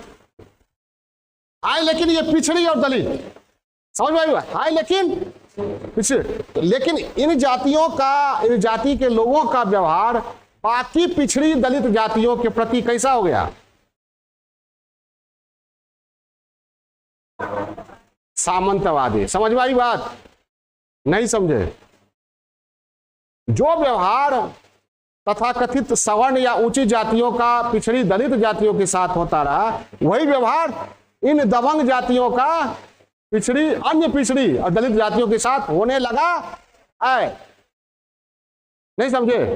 तो ऐसे में क्या होगा, जिनकी संख्या कम रहेगी उनके मन में क्या होगा कि खाली संख्या के कारण ताकत है, पिछड़ा अगड़ा कुछ नहीं। अब बात सही भी है। किसी गांव में जाइए तो जमाना गया, अगर सवर्ण जाति के लोग हैं संख्या में कम है और पिछड़ी या दलित जाति के लोग हैं और संख्या में बहुत है, तो दबंगई किसका चलेगा? तो अब क्या है, ताकत का आधार क्या हो गया है? संख्या। ऐसे भी डेमोक्रेसी में ताकत का आधार संख्या। तो ये जो छोटी छोटी कम संख्या वाली जातियां हैं, ठीक है, ये बढ़ाने का प्रयास करेंगी अपनी जनसंख्या को।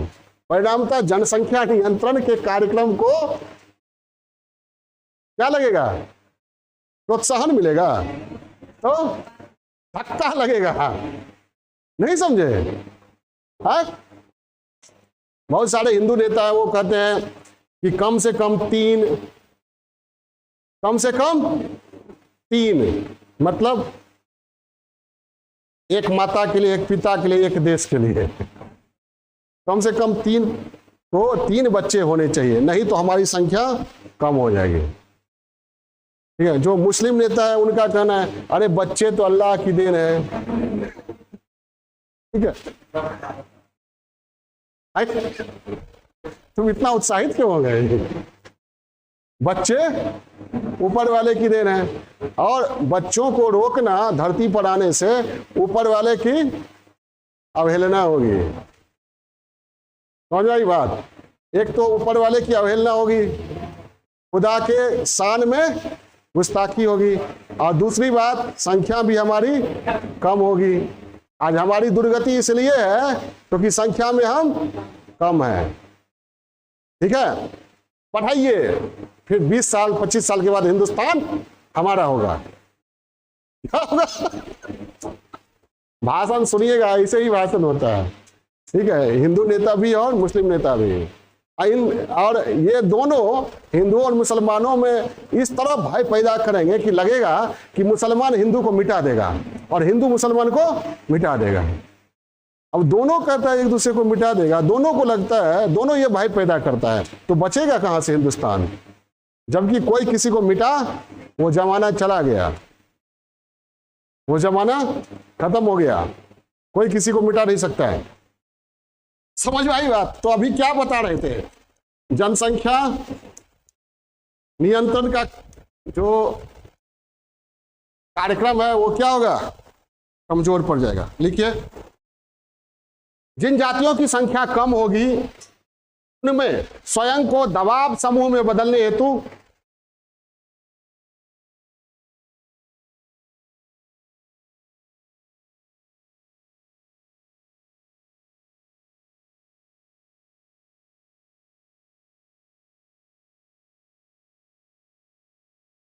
जनसंख्या बढ़ाने की तीव्र आकांक्षा उत्पन्न होगी।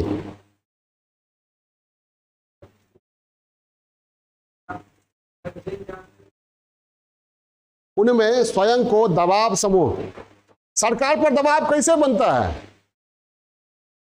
संख्या, आपके जाति की संख्या अधिक है तो आप सरकार पर दबाव बना सकते हैं। रैली कीजिए, सरकार को लगेगा कि इसको अगर मिला ले तो हमारा वोट परसेंटेज कितना बढ़ेगा, और नहीं मिलाने से क्या नुकसान होगा। अगर सरकार को लग गया कि इनको मिलाने से वोट परसेंटेज हमारा बढ़ेगा तो हर डिमांड हो रही। ठीक है, खाता न बही, जो आप कहें वही सही। ठीक है, और नहीं तो मार मार के रैली को या हो सकता है तो रात में सोया रहेगा तभी उठा उठा के मार के भगा देगा। समझ आई बात? तो लिखिए, क्या लिखिए? कम होगी, उनमें स्वयं को दबाव समूह में बदलने हेतु जनसंख्या बढ़ाने की तीव्र आकांक्षा उत्पन्न होगी। फलतः सामाजिक फलतः जनसंख्या नियंत्रण कार्यक्रमों पर प्रतिकूल असर पड़ेगा।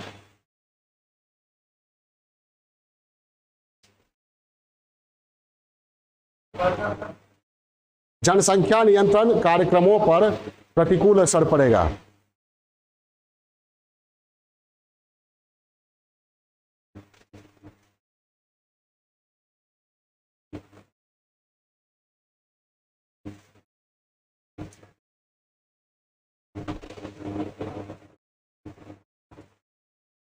क्या बताए थे, याद है?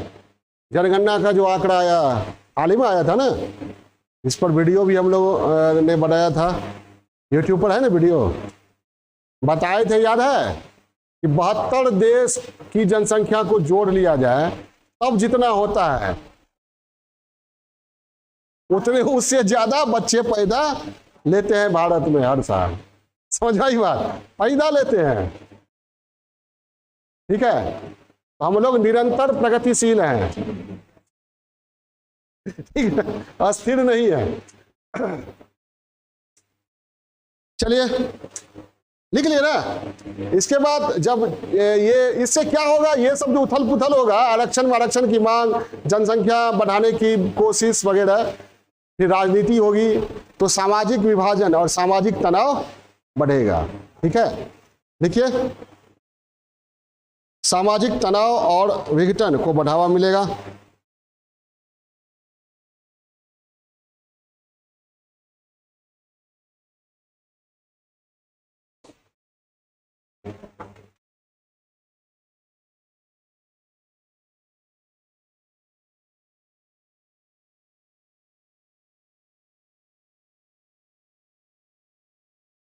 सामाजिक तनाव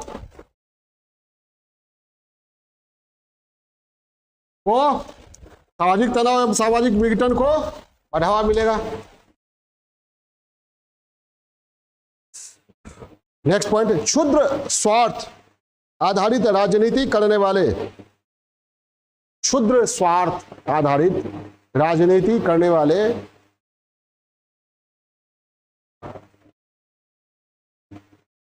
अरे जब आंकड़ा मान लीजिए आ जाएगा तो कई दिनों तक हर एक दल के अंदर मंथन चलेगा, इन आंकड़ों का उपयोग कैसे किया जाए, मंथन चलेगा ना। उसके बाद फिर नेता उतरेंगे, भाषण शुरू होगा। आजकल तो भाषण देने की जरूरत भी नहीं है, ट्वीट कर दिया, 2 लाइन लिख दिया, उसी पर हो गया। क्षुद्र स्वार्थ आधारित राजनीति करने वाले जातिगत आंकड़ा का नकारात्मक उपयोग करेंगे।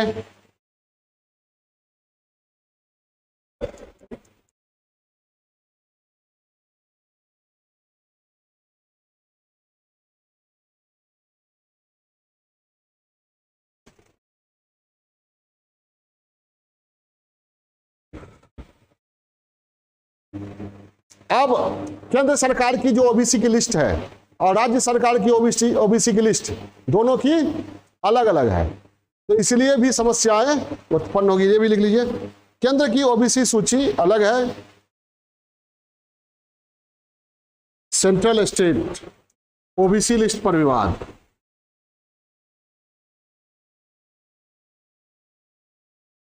केंद्र सरकार की ओबीसी सूची अलग है और राज्यों की ओबीसी सूची अलग है, इस कारण भी समस्याएं उत्पन्न होंगी।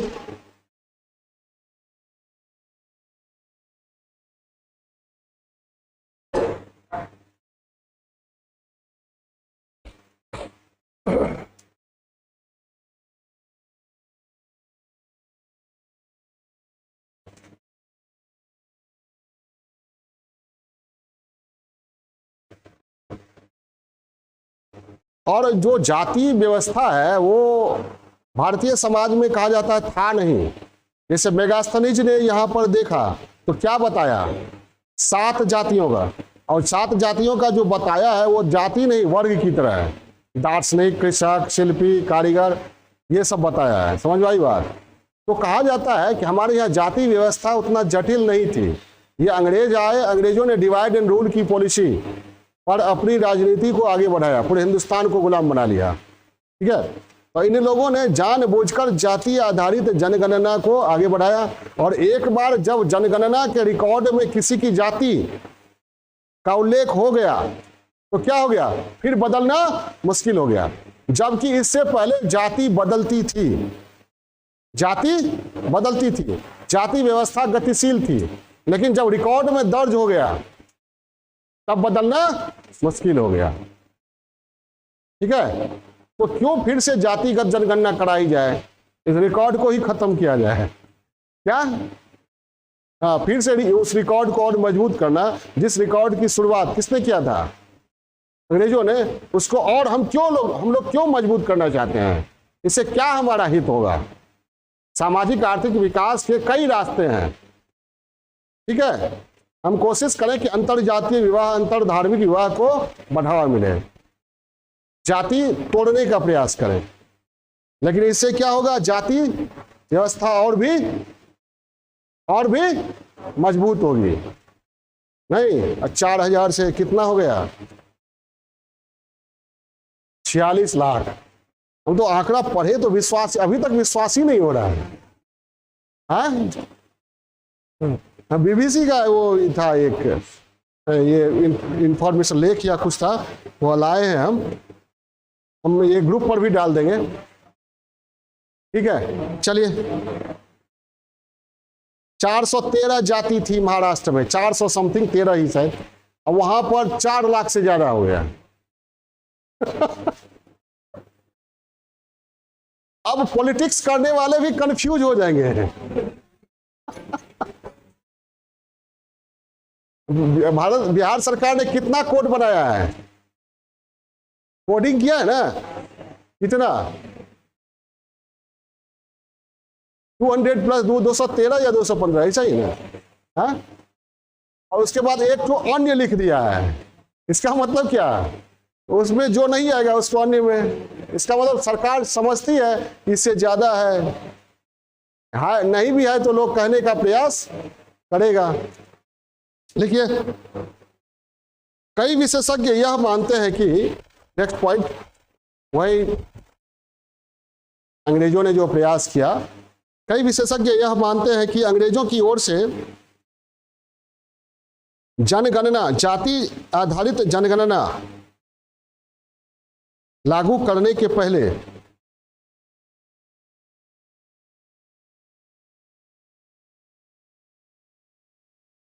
जाति व्यवस्था लचीली और गतिशील थी।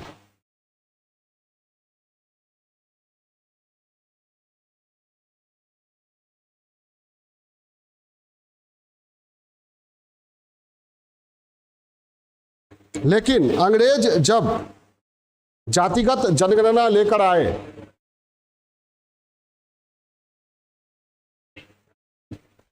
लेकिन अंग्रेज जब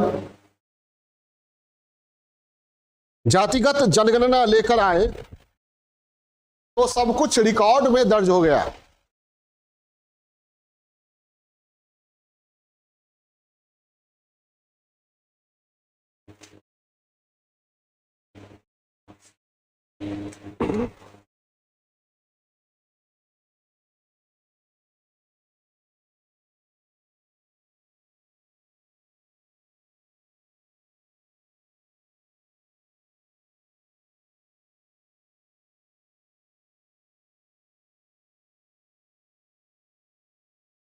रिकॉर्ड में दर्ज हो गया। इसके बाद से जाति व्यवस्था जटिल हो गई।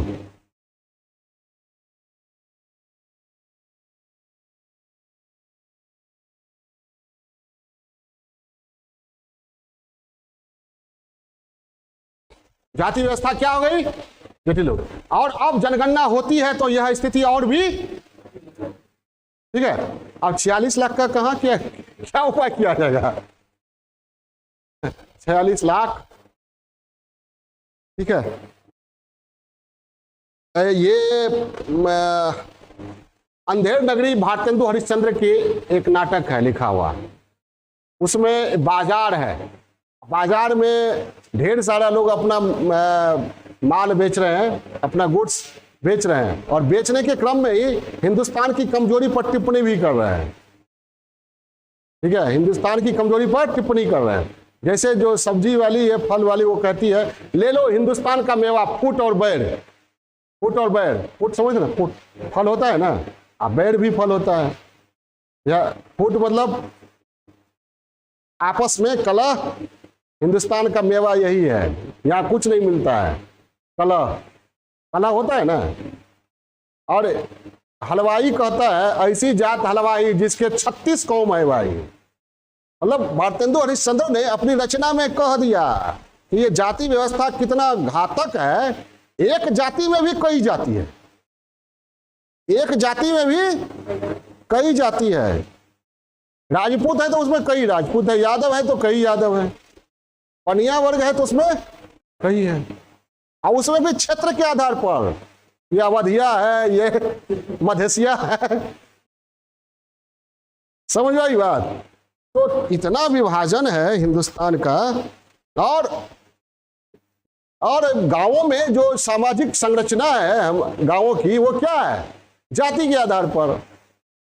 लोग क्या कहेंगे, बिहार में जो बोला जाता है वो हम कह रहे हैं, ब्राह्मणों का टोला है तो कहेंगे बभन टोली है, नहीं, यादवों का टोला है तो वहां पर अलग, पासवान का टोल बना हुआ है, अलग अलग टोल एक कंट्री की तरह है।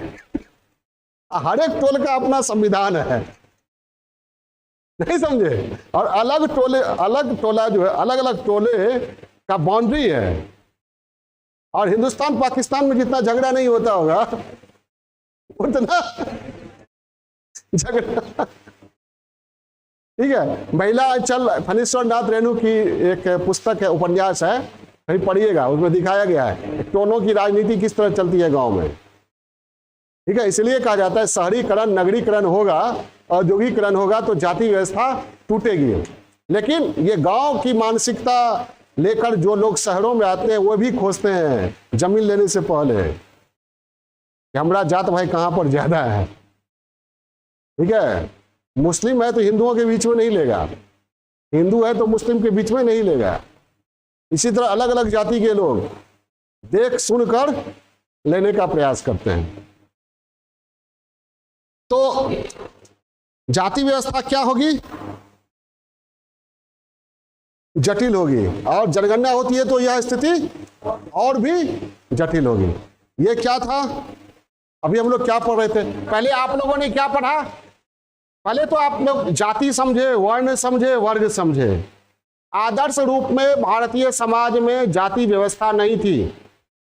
क्या नहीं थी? इसके हजारों प्रमाण हैं, ठीक है। लेकिन जातिवाद था, इसके भी प्रमाण आपको मिल जाएंगे, इसके भी प्रमाण मिलेंगे। और जातिवाद नहीं था, इसके भी प्रमाण मिलेंगे। जहां तक पूर्व वैदिक काल है, ऋग्वेद है, उसमें जाति व्यवस्था कहीं नहीं है। जाति व्यवस्था नहीं थी हमारे यहाँ, इसका सबसे बड़ा प्रमाण चाणक्य, जो क्षत्रिय पर्वतेश्वर को नहीं बनाता है सम्राट, तथा कथित शूद्र चंद्रगुप्त को सम्राट बनाता है, मतलब है ना।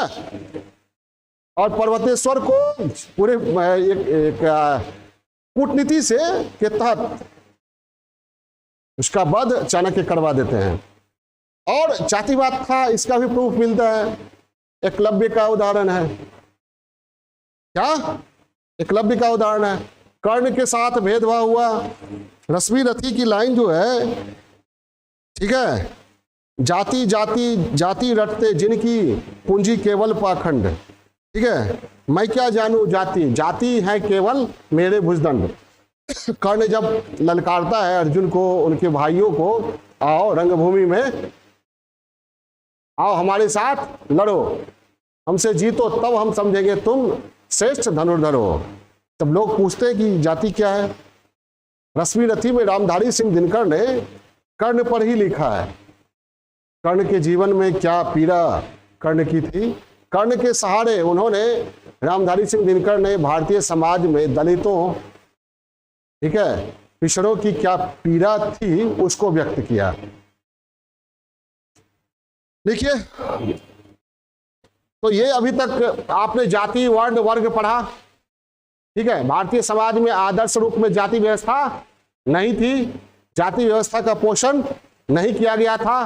धीरे धीरे जाति व्यवस्था घर करती गई और आज जाति व्यवस्था भारतीय समाज का प्रमुख लक्षण बना हुआ है। ठीक है, हमारा उद्देश्य क्या होना चाहिए? जातिवाद एक पहाड़ है तो हम भी दशरथ माझी है, जब तक तोड़ेंगे नहीं छोड़ेंगे नहीं। तो वो पढ़ा आपने। फिर जाति आधारित जनगणना की पृष्ठभूमि 1881 से लेकर 2011 तक। उसके बाद जाति आधारित जनगणना के पक्ष में विपक्ष में क्या तर्क दिए जाते हैं, निगेटिव पहलू क्या है। ठीक है, निगेटिव पहलू ही दिखता है। क्या दिखता है भाई? जाति के आधार पर ध्रुवीकरण, फलतः क्या होता है? विकास का मुद्दा गौण पड़ जाता है। ठीक है, कोई राजनेता या राजनीति करने वाले किस तरह के हैं, उनका चरित्र क्या है, आपराधिक पृष्ठभूमि क्या है, वे हत्यारे हैं, मर्डर करके जेल में से होकर आए हैं, इससे कोई प्रभाव नहीं पड़ता है। अगर वो जाति आधारित समीकरण में फिट बैठ गए तो वो हिट हो गए। ठीक है, विकास का मुद्दा बिल्कुल गौण पड़ जाता है। ओबीसी का अनुपात अगर बढ़ा तो आरक्षण की मांग बढ़ेगी, घटा तो आंकड़ों के साथ छेड़छाड़ के आरोप लगेंगे और फिर उस पर राजनीति शुरू होगी। आरक्षण में आरक्षण की मांग बढ़ेगी। ठीक है, जिन जातियों की संख्या अधिक होगी वे अधिक दबाव समूह बनने का प्रयास करेंगे। ठीक है, और जिनकी संख्या कम होगी उनके हित के बारे में कौन सोचेगा? फिर आरक्षण में आरक्षण की मांग बढ़ेगी। जिनकी संख्या जितनी भारी उनकी उतनी हिस्सेदारी। अगर इस आधार पर हिस्सेदारी दी जाने लगे, आरक्षण के दायरे को घटाया बढ़ाया जाने लगे तो क्या होगा? कम संख्या वाली जातियां जो हैं उनके हितों पर क्या होगा? कुठाराघात होगा। ठीक है, ये है। और जिनकी संख्या कम होगी वो संख्या बढ़ाकर स्वयं को प्रभावशाली बनाने का प्रयास करेंगे तो क्या होगा? जनसंख्या नियंत्रण के कार्यक्रम को धक्का लगेगा, सामाजिक तनाव बढ़ेगा, सामाजिक विभाजन बढ़ेगा। ये कहने की जरूरत नहीं है। ठीक है, आंकड़ों का निगेटिव उपयोग होगा। केंद्र और राज्य का अलग अलग लिस्ट है, इस पर भी विवाद उठेगा। और अंग्रेजों की डिवाइड एंड रूल की पॉलिसी के तहत जाति आधारित जनगणना हुई थी। माना जाता है कि उसके पहले जाति व्यवस्था गतिशील थी, जाति लोग बदल सकते थे या जातियां बदल जाती थी। लेकिन जब रिकॉर्ड में अंग्रेज दर्ज करने लगे तो जाति व्यवस्था क्या हो गई? जटिल हो गई। फ्लेक्सिबिलिटी जो थी उसकी लचीलापन वो खत्म हो गई, अब वो कठोर हो गई। जातियां बदलना कठिन है। और अब फिर अगर जनगणना होती है तो यह स्थिति और भी जटिल होगी। तो भारतीय लोकतंत्र इतना आगे बढ़ गया है और फिर उसको पीछे धकेलना कहीं से उचित नहीं है। जाति के अलावा भी बहुत सारे मुद्दे हैं जिनके आधार पर विकास हो सकता है। हिंदुस्तान में उदाहरण है, बहुत सारे राज्यों का उदाहरण है, पूरे वर्ल्ड में भी उदाहरण है। ठीक है, तो ये था क्या? निगेटिव पहलू, विपक्ष में तर्क। अब हम लोग चलेंगे पक्ष में तर्क। किसके पक्ष में? पक्ष में तर्क यानी जाति आधारित जनगणना करवाते हैं तो उसका सकारात्मक पहलू क्या है?